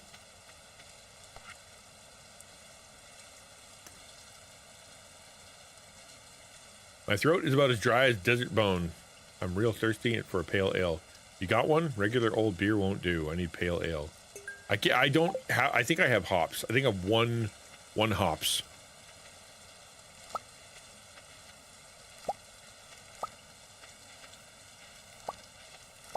I should be selling all these crops for money, right? Because once I have money, I can do something. Am I correct? Like, there's no point in me keeping them for any reason other than that, right? These things, they take forever to grow. Oh, I got my pepper. What was the other thing? A blueberry.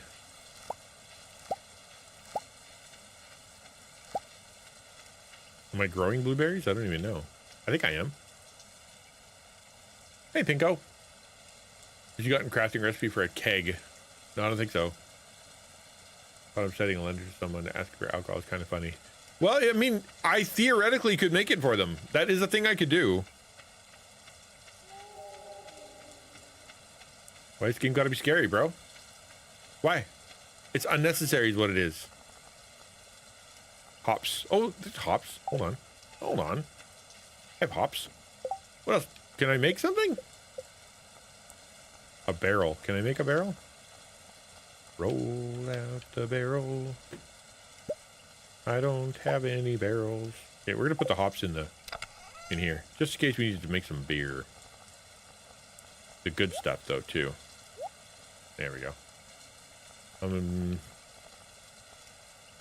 Yeah, we'll sell the rest. I got garbage hat. I do. I have the garbage hat. I am wildly accomplished.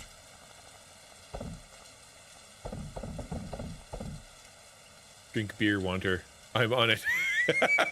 Right.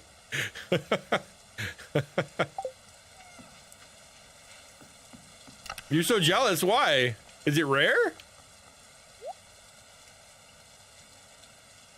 4 years into your save file and don't have it. Well, that, yeah, exactly. Come back in 6 weeks is right. You're gonna be thirsty for a while, bud. We'll put the bait in the box, and then we're gonna go to the mine. I don't need a fishing pole either. Actually, I'll carry the fishing pole with me, just in case I get emergency fishing pole. Sometimes you need to fish. You know what's hilarious? The fact that I finally got the sprinkler, spent like, what, $1,500 on a on getting it, and then it rained non-stop. It's like when you wash your car. You wash your car and you know that immediately you're gonna be gonna rain. All right. Oh, grapes. Lovely. I forgot to pack some to eat on the way. So I only have grapes to eat. Man, that sucks. Maybe there'll be some slime in there.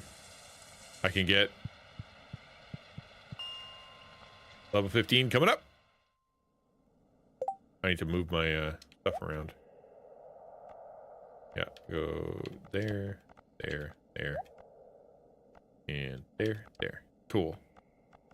Back and forth between the pickaxe and the sword. Because it gets a little dangerous down here. Throwing out the Alanis Morissette. We got Canadianisms in the chat. Let's go.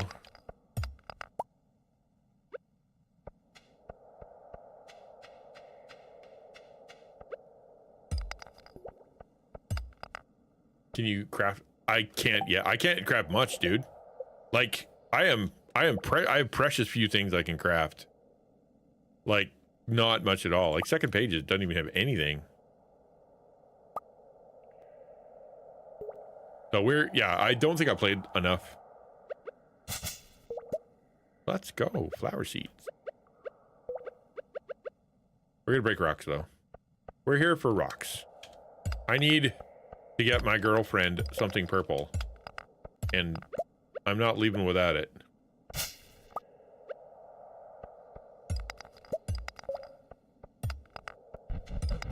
Oh, what was that? That scared me. I've been looking at Hannah. I'm trying to. She has not accepted me yet.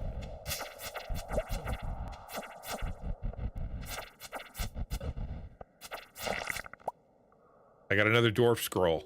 Still don't know what to do with it.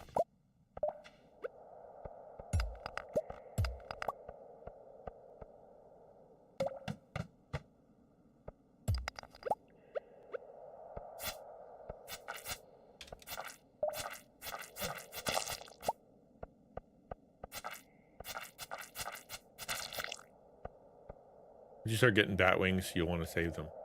The dwarf scroll? Is it an ingredient?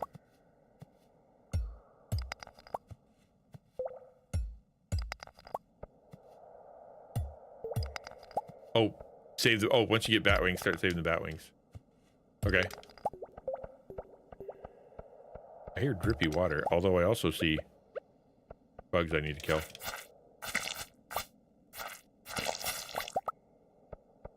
I only kill the babies.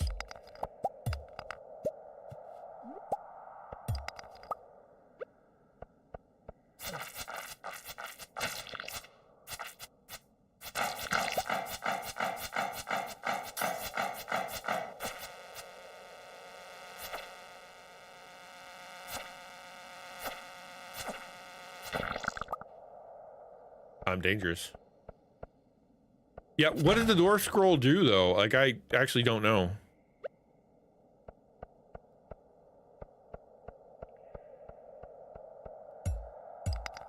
I need all the copper I can get, because I want to upgrade my... I guess I need iron. I gotta go lower if I want iron.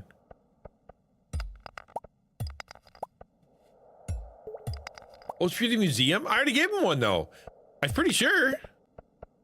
And now I have two.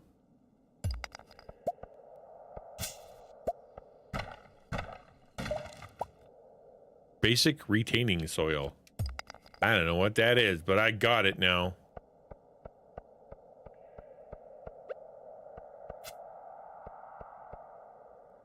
Well, I have two dwarf scroll level 1s.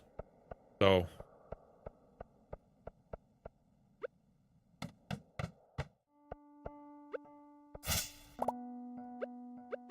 We gotta start the creepy music now? Sure, why not? I don't even care. I'm not scared. Rice shoot. Oh, cool, I got rice. Who'da thunk? Switching out the rocks.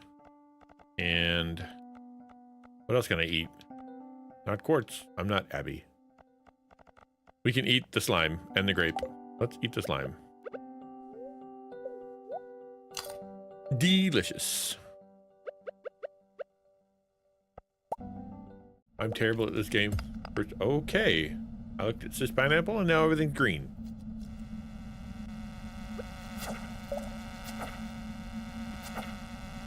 One second. I'll look at your sis pineapple in a second. There we go. This game, first time I accidentally threw my fishing rod into the sea, so I had to delete and reload. Second time I didn't realize I could make chests.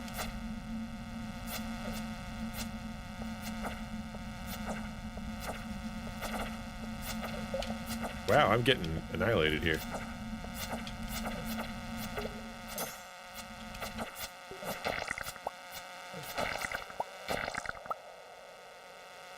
I didn't realize it. Well, they don't tell you much. Could make chests, ran out of carrying spaces, got stuck. Third time I tried, got lost in the dark. That's rough. That's rough. They don't tell you much though. Like, to be fair, like there is a lot that I don't know, and it's not being very forthcoming.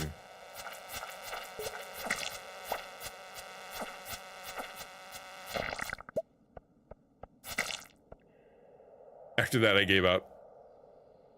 And down Conroy, I made blueberry pancakes. Nice. Turned to the sink to rinse the pan and slosh scorching water into my belly button. Oh no! That's not where scorching water belongs. You should have more subs. I think so too. By all means, tell your friends. It is nice to get that reaction though.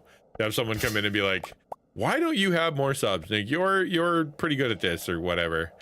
And I'm like, I don't know. Discovery hates my guts.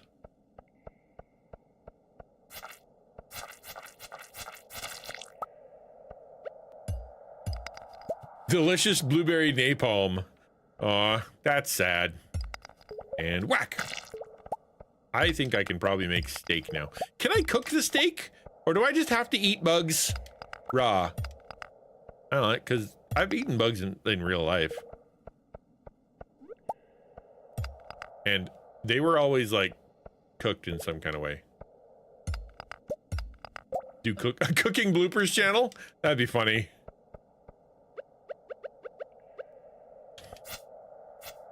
You know what? Get away from me. I'll knock you away. Yeah, and you're dead now. Got you. Come on. Look up. Ah.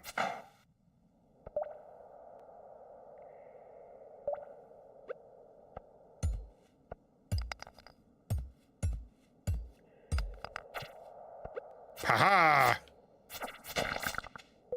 Wow, that was a lot of work.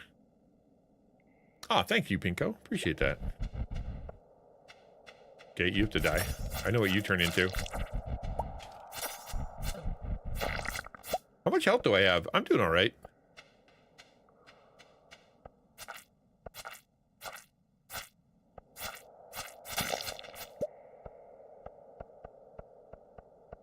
This is a big cave. Let's go down. We're gonna get to 20 before we go home. We're gonna get to 20. That is the mission here, right? First things first, go through, kill everything to turn into something that'll kill me. I don't like that. What else we got? Ooh, you must die. I got a rice shoot from killing him. Neat. The only intentional bugs I ate were chocolate-covered ants. Pretty sure I've eaten chocolate-covered ants, chocolate-covered something else. Grasshopper. Yeah, but chocolate-covered makes them a lot easier. I had a crunchy something one time. But other than that, yeah. I'm not a huge fan of bugs. But I feel like I should be able to cook this I need $10,000 and 500 logs, and then I can get a kitchen. So maybe that's what I'm saving up for.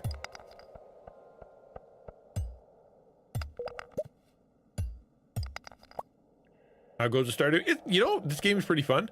It's kind of cool. It's definitely got the Minecraft vibes in that you never quite know what's going on, and there's stuff that kind of comes out of nowhere. You don't know what's happening until you figure it out. Like, that's very cool.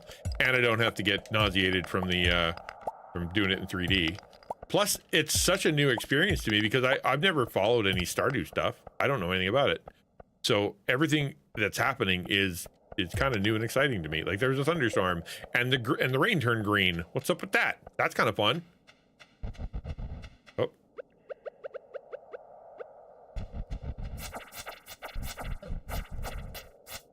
I better eat something.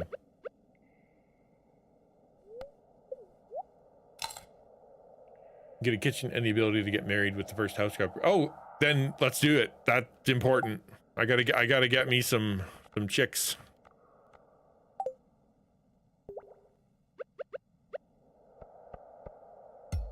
I guess chick. Green raid. It was not good. Yeah, no. Ew, black. Gross. No. It actually made everything really nice. Everything was really green and delicious. So it just so many things turned into food. I like had, what was it? Fiddleheads. A ton of fiddleheads. Ooh, hello, geode. Lovely. My pocket's full. My pockets are officially full. I don't know what these do, but we're gonna try them. We're gonna try using one. Let's put it right here. Wow, that goes a lot farther than I thought it would. Woo-wee! All right, we're gonna hang on to that. That's pretty fun. There's lots of gray rain days. Rain nearly every day here. How's it? Well, I mean, look, you live there. There, you know where you live? She lives in England. So yeah, it does that. It's nice to see you, Pineapple. How are you? How are things? How's your fam? How was the holidays? I know that can be complicated for you.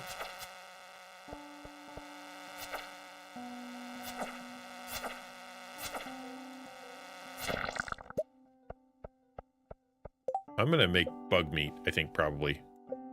Can I make bug meat? I can. Bug steak. Oh, I have to trash something.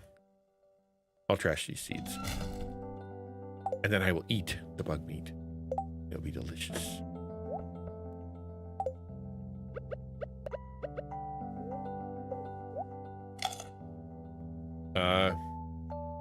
Had some small flying bugs on me last night. We cleaned yesterday and the vacuum was only a quarter full instead of dumping it 3 times.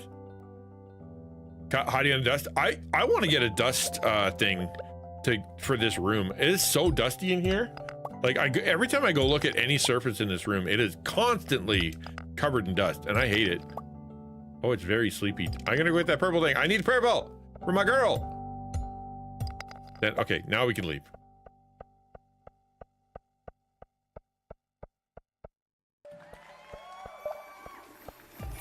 Yo, thank you, Dusty.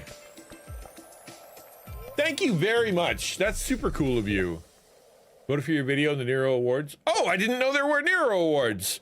I apologize for not knowing, but thank you very much for doing that. That's super awesome of you. Dude, thank you. Very, very, not only do I get a vote, but you threw me some bits. That's very awesome of you. Pineapple says, doing better. My bro has been really unwell. He was sanctioned, but 3 weeks ago, it was as if he woke up from 2-year nightmare. He sorted him. Really? Sorry, that's exciting. He sorted himself out, got things in his house sorted, car service, reconnected back. Seriously? That is so crazy cool. Wow. And if we can go to church with me on Sunday. Bro, that is so nice. For those who don't know, Sis Pineapple had her brother had been sick for a long time, and she's been having to care for him for a long time.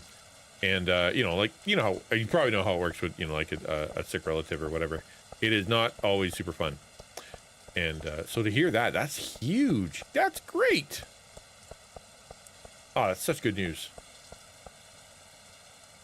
Oh, and by the way, when Dusty, did I just pass out on the middle of the road? I did. I tried to get home. I did. Oh, my CRT monitors for attracting all the dust in the room. Yeah, they'll have, that's true. They have static. That's true. That's so cool. Yeah, that's super fun, Magic and Twilight. That's so cool. Hey, I can get a miner's treat. What's that?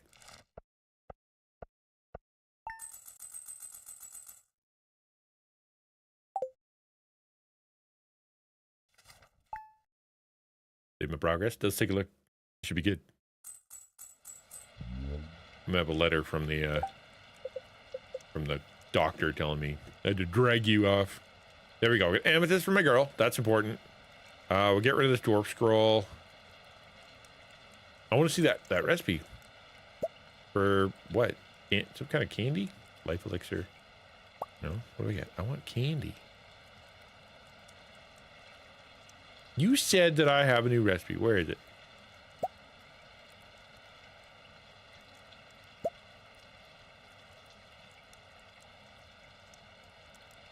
Okay, well then never mind. I don't even care.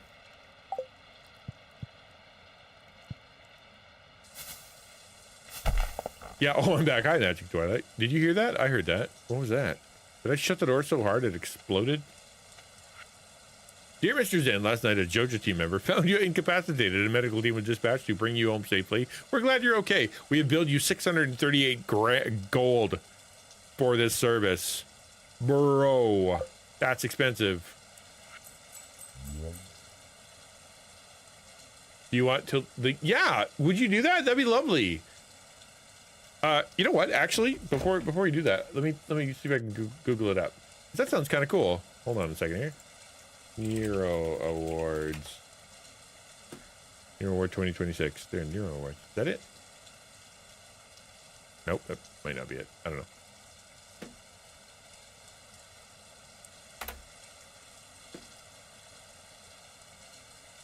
I should probably put Sama.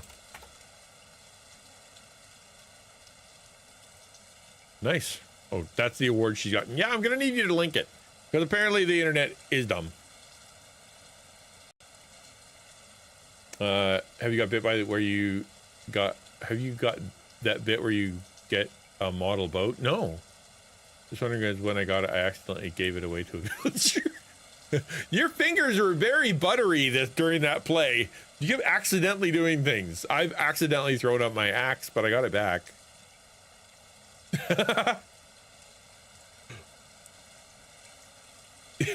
Well, the boat, I would presume, put it in the water.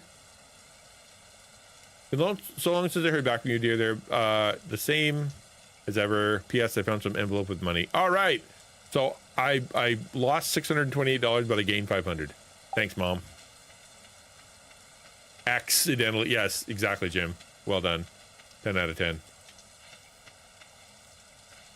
Oh, I'm so full. Awards at Nero's. Oh, I think that's where I was.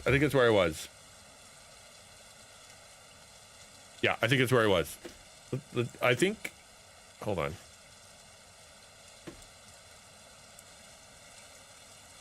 Yeah, that was where I was.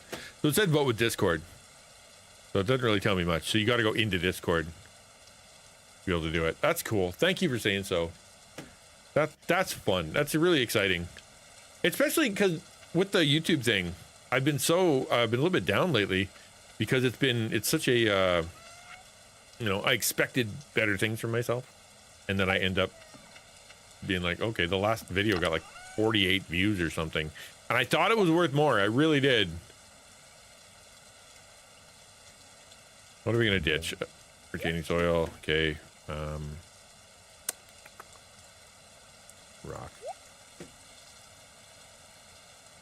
Okay, bomb. Earth crystal. I probably should save those now. They're probably for crafting. Got a bunch of that. Got a bunch of that. Lovely. I think I can probably just sell the rest. I'm not going to sell the amethyst, though. Because that's for my girl. I'm rizzing her up as hard as I can. Boop. Boop, boop.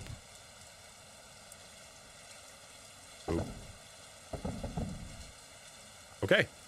I'll put the rest in my pocket, and we're gonna plant these because I like planting those. Rice needs to be planted in water. Will it let me plant it in like a real place? HP disabilities. All right, rock and roll. We'll just put this right here. Out of season. All right, cool, cool, cool. How about you? There. Just random. Cool.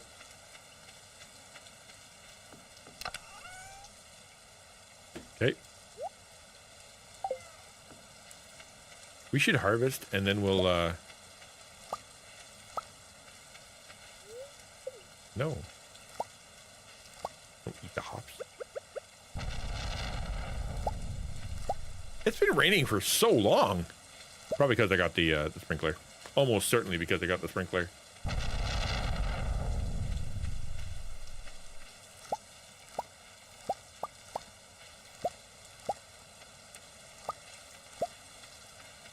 These look big. Come on. Yeah, there we go.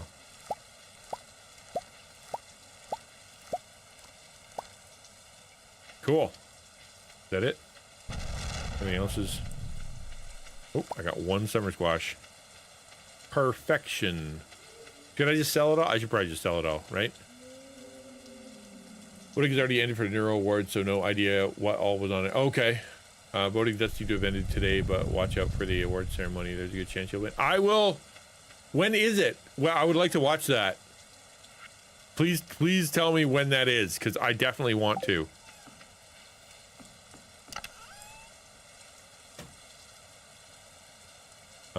Another answer to prayer as well. My sister-in-law diagnosed with aggressive form of bowel cancer in October 2024.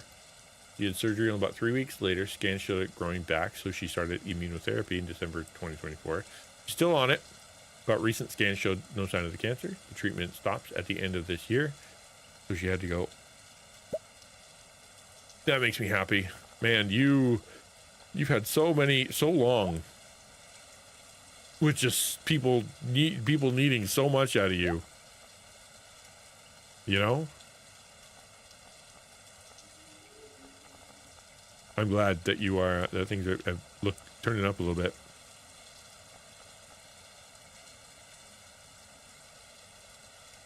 Okay, I think I can sell the rest. We can put the sunflower seeds into the ground. I don't think they're going to have time to grow, but they don't do me much good here. Boop, boop. Video announced the awards on the Swarm Scribes channel. Okay, thank you, dude. Much appreciated.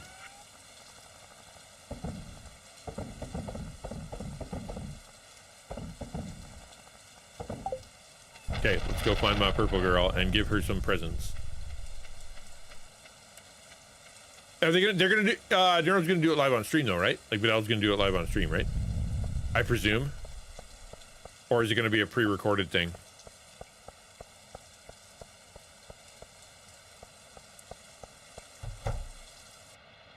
Let's see. Is my girl here? Probably in a room playing video games. I know my girl. Uh-oh. You better not be Ronnie.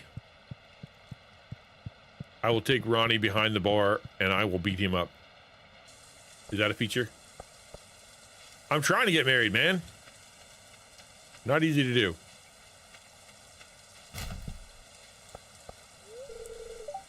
Oh. So early in the morning. I'm trying, man. Yeah, we gotta go find we gotta go find her. She can't be out in the rain. She must be at the library. Like, how many places can you go that isn't home, the bar, or the library?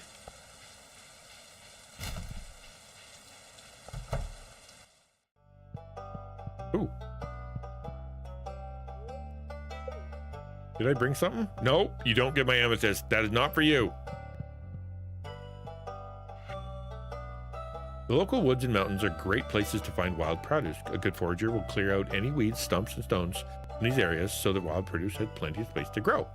Expert foragers know the secret to cultivating wild food is that it can be grown on the farm. Isn't that amazing? I didn't know that. Cool. Good to know.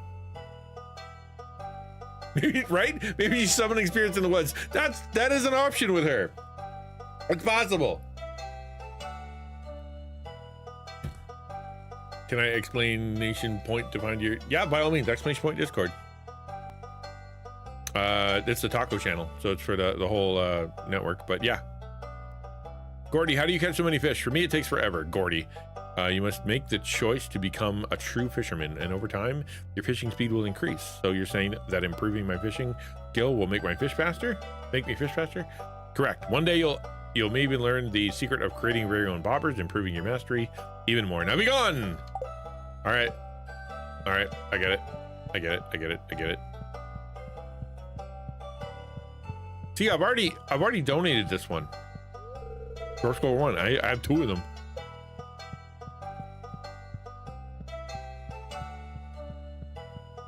I'm your biggest fan. Are you really? I don't know if that's true. I have children. You see? She's not at the beach. She doesn't like the beach. She likes being indoors. We're gonna have to go look and see if she's with Ronnie. We're gonna have a bit of a row. Nope. Wonder what the dwarves are writing about. That's the thing. Is it about dwarves? Is it from dwarves? What's the situation there?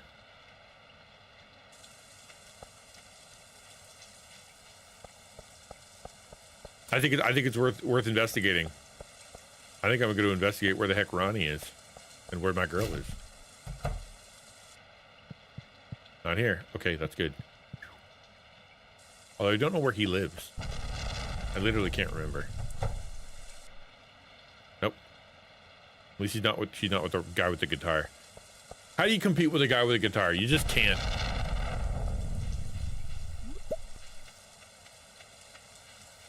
Once she's experienced life as a groupie, is there any going back?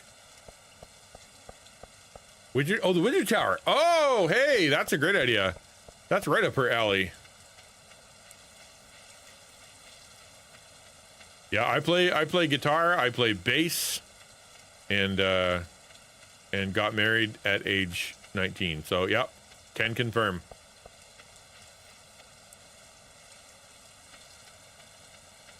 You just need confidence and a band. All right, where are you at? Man, I got spice berries. Eat the spice berry. No. Pick the spice berry.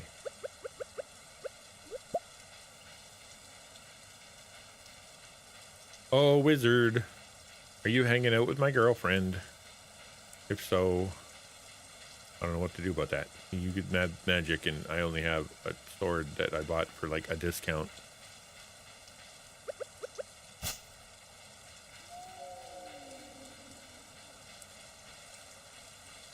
Whoop, I went too far.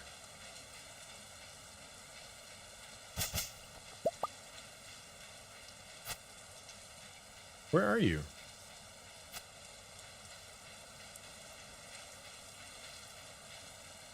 There you are. Hey, you see my girlfriend?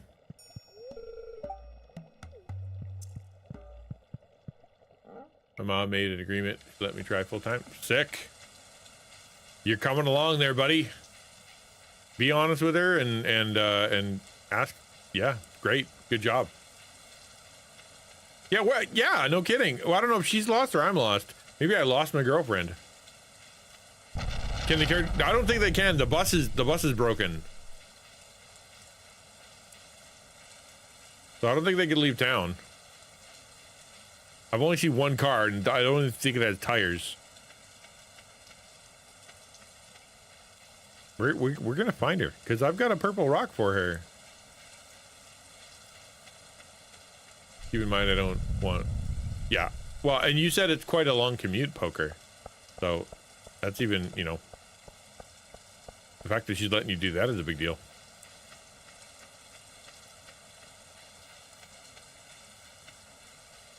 It's like you're losing your phone. I wish I could just call for it. Yeah. Hey, what's that? A rainbow shell. Fun.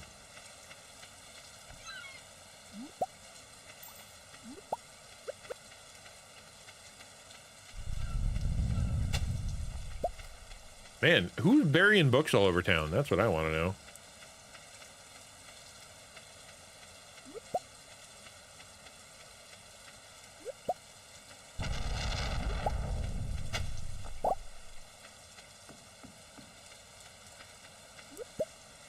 Lucrative. Oh, who are you? Some homeless dude. I'm gonna get stabbed. I'm gonna pick these before I get stabbed. Thank you for doing that. That's very cool of you, man. Played my old HR guy with my mom's email, so I'll be going back to my job maybe for time. Nice, nice. I hope they let you stay there from now on. Dude. Hello. Old Mariner. I've got this old amulet to sell, but something tells me you're not ready for it, lad. Okay. That and $1.25 will get you a coffee.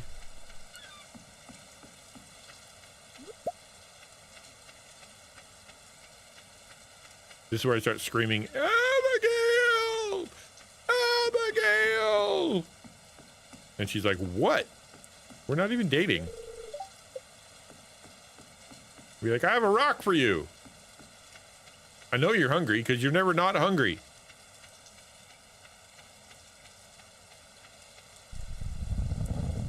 Tells me something for dating? Oh man. That guy was my Riz Wizard? How do I get in touch with the Riz Wiz? I'm gonna go back to her store. She must be at home by now.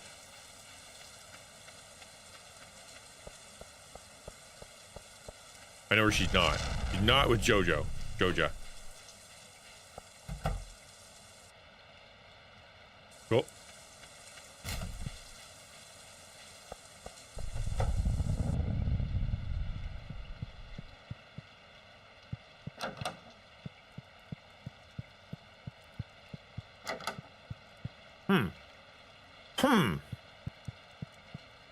Where's your daughter?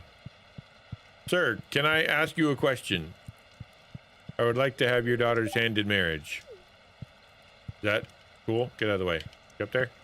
No. Dang it. I'm gonna go make my love nest a little better for her though. Like I've got enough money now. Once I sell tonight's produce, I should have 10K, which will let me get a better house. So I think then I could probably get that mysterious Riz Wizard's amulet. Maybe the bar. Oh, the bar! It was closed when I went, but now it's 8 p.m. So that should do, right?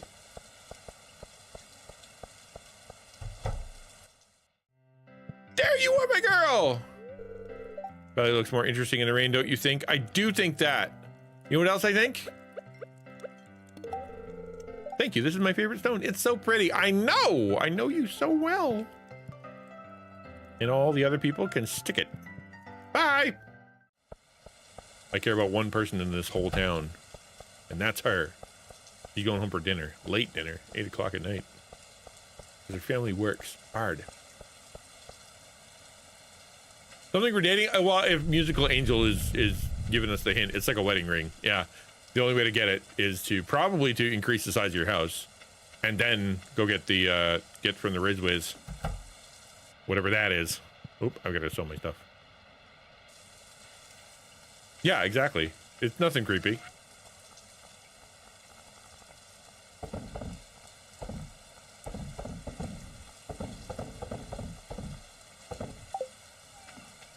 Too bad. Too bad. Why else? Because she's purple. That's the reason. She has everything I want in a girl. Being purple. Water can proficiency, hope proficiency. I can craft an iron fence. I can craft a preserves jar. Basic retaining soil. Being purple is the best. I mean, it is. Is there anything better? No. The only thing I need now is 500 pieces of wood. Okay, it's beautiful today. What's my fortune? Okay, I'm doing okay. When you hit 8 hearts, you can buy flowers from the store and ask someone to date you. 8 hearts! I have some good news for you, said Demetrius. A few days ago, I made a breakthrough in my research in the local environment. I'll spare you the technical details and get to the point. You know that empty cave you have over the cliffs? Yeah. Well, I have a way to turn it into something useful for both of us. I'd like to set up the cave to attract the local species. That way I can observe them in a more controlled environment and you can harvest whatever products they produce. I can either set up the cave to attract mushrooms or fruit bats. The bats will sometimes leave fruit for you to collect.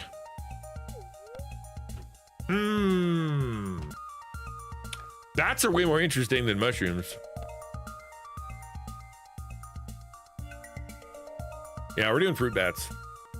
No question.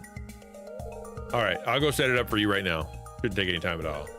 Thanks for letting me do this. No problem, man. All good.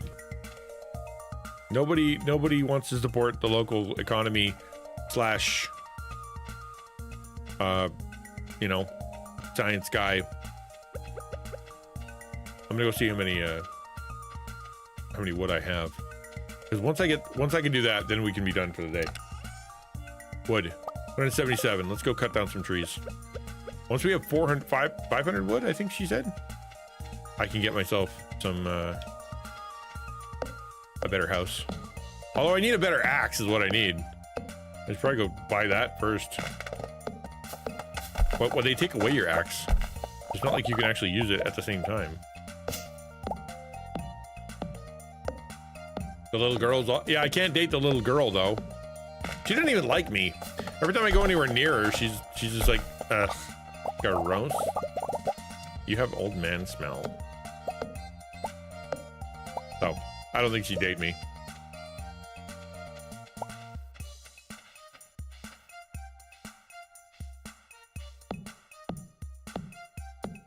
There's an owl.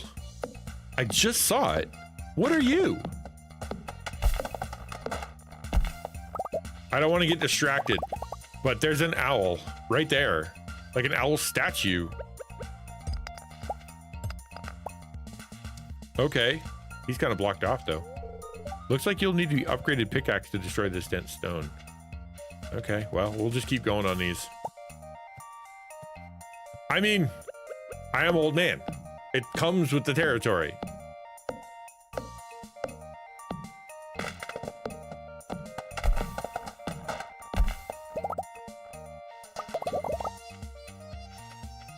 I don't choose the stinky life. The stinky life chose me.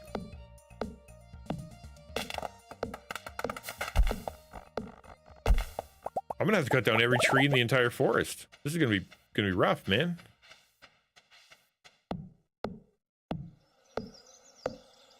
Yeah, the girl. That's what I'm saying.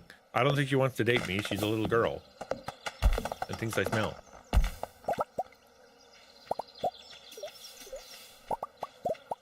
That's yours to know. I don't know where it comes from. You mean the owl? Is this something you've never seen?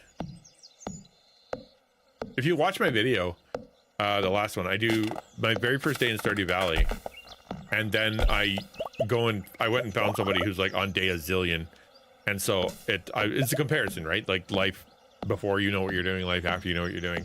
But the stuff she had on her land was nuts. Like it was like acres and acres and acres. Unfortunately, you cannot marry mine. That's not unfortunate. It's a good thing you can. There's a reason we have a law against that.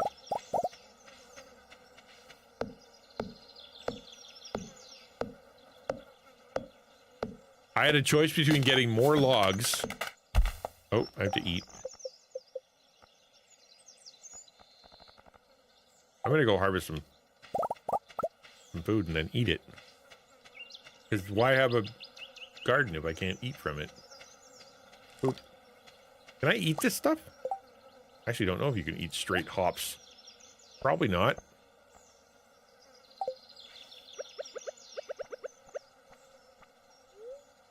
Does it do anything?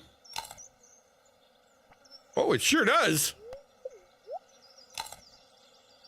I know, I like that. The sounds in this game are stellar. Like, I cannot complain about the sound design. He did a great job. I'm probably not the first to say though. Say so. 387.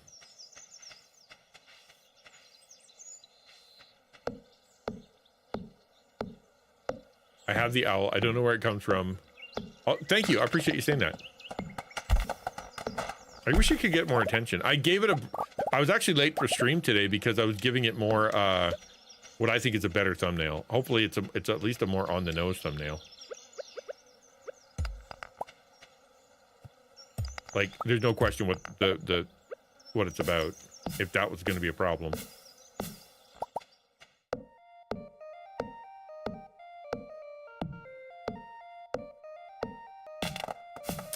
$409. We're almost there.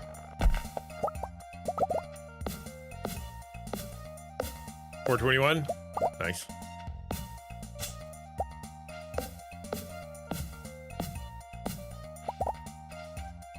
Cutting down tiny trees.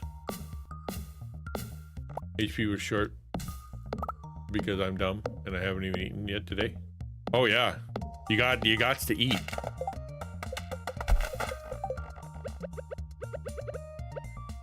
And eat acorns? And eat that? Well, can I eat moss? Oh, I might be able to make one of that food bar. Can I make a food bar? I can. Nice.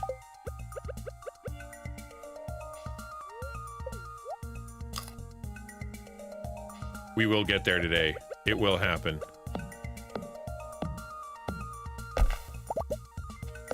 $451. $464. Whoop, I did, I know. $469. Nice.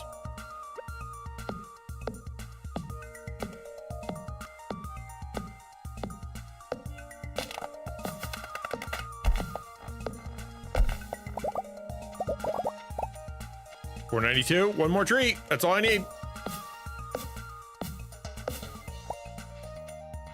What? What?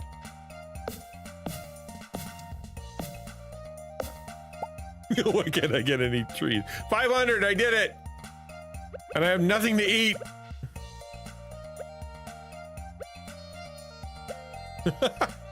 I will now sluggishly move to my land and get myself a snack. After deforestation project, Abigail is like, sorry, but I'm seeing a troll in the valley next over. He has a car. And yeah, I know. It will be sad if she rejects me. The sadness will be palpable.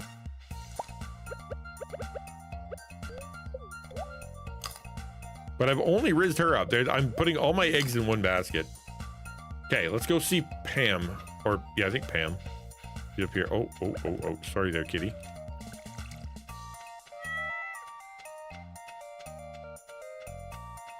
I've got the money. I've got the wood. I think she's this way.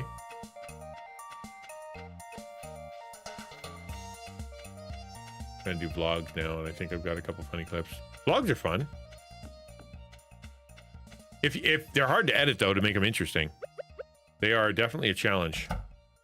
Otherwise, it's just boring, man.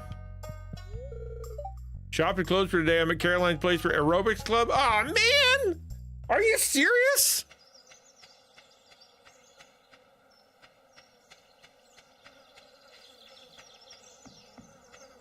Little small towns, man. I can appreciate the fact that, you know, hey, we're hanging out, people are having fun. It's not all about business. That's cool. That's why we don't like Jojo Mart. But still, you know.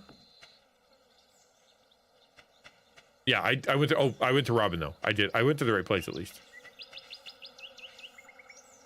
Dang it! I can't tell you how many times I have accidentally wrecked my crop by hitting it with an axe. Stupid. Okay, I'm gonna do this and then I'm gonna go to bed. And then we're going to raid out to someone else. Anybody got a suggestion as to who we can raid out to?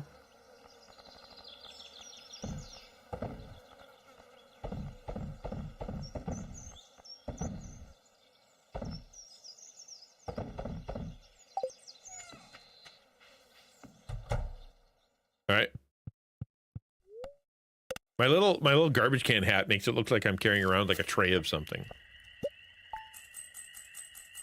Boom. Not a lot of money, but more than enough. And once it says saved, we're good to go. Cool.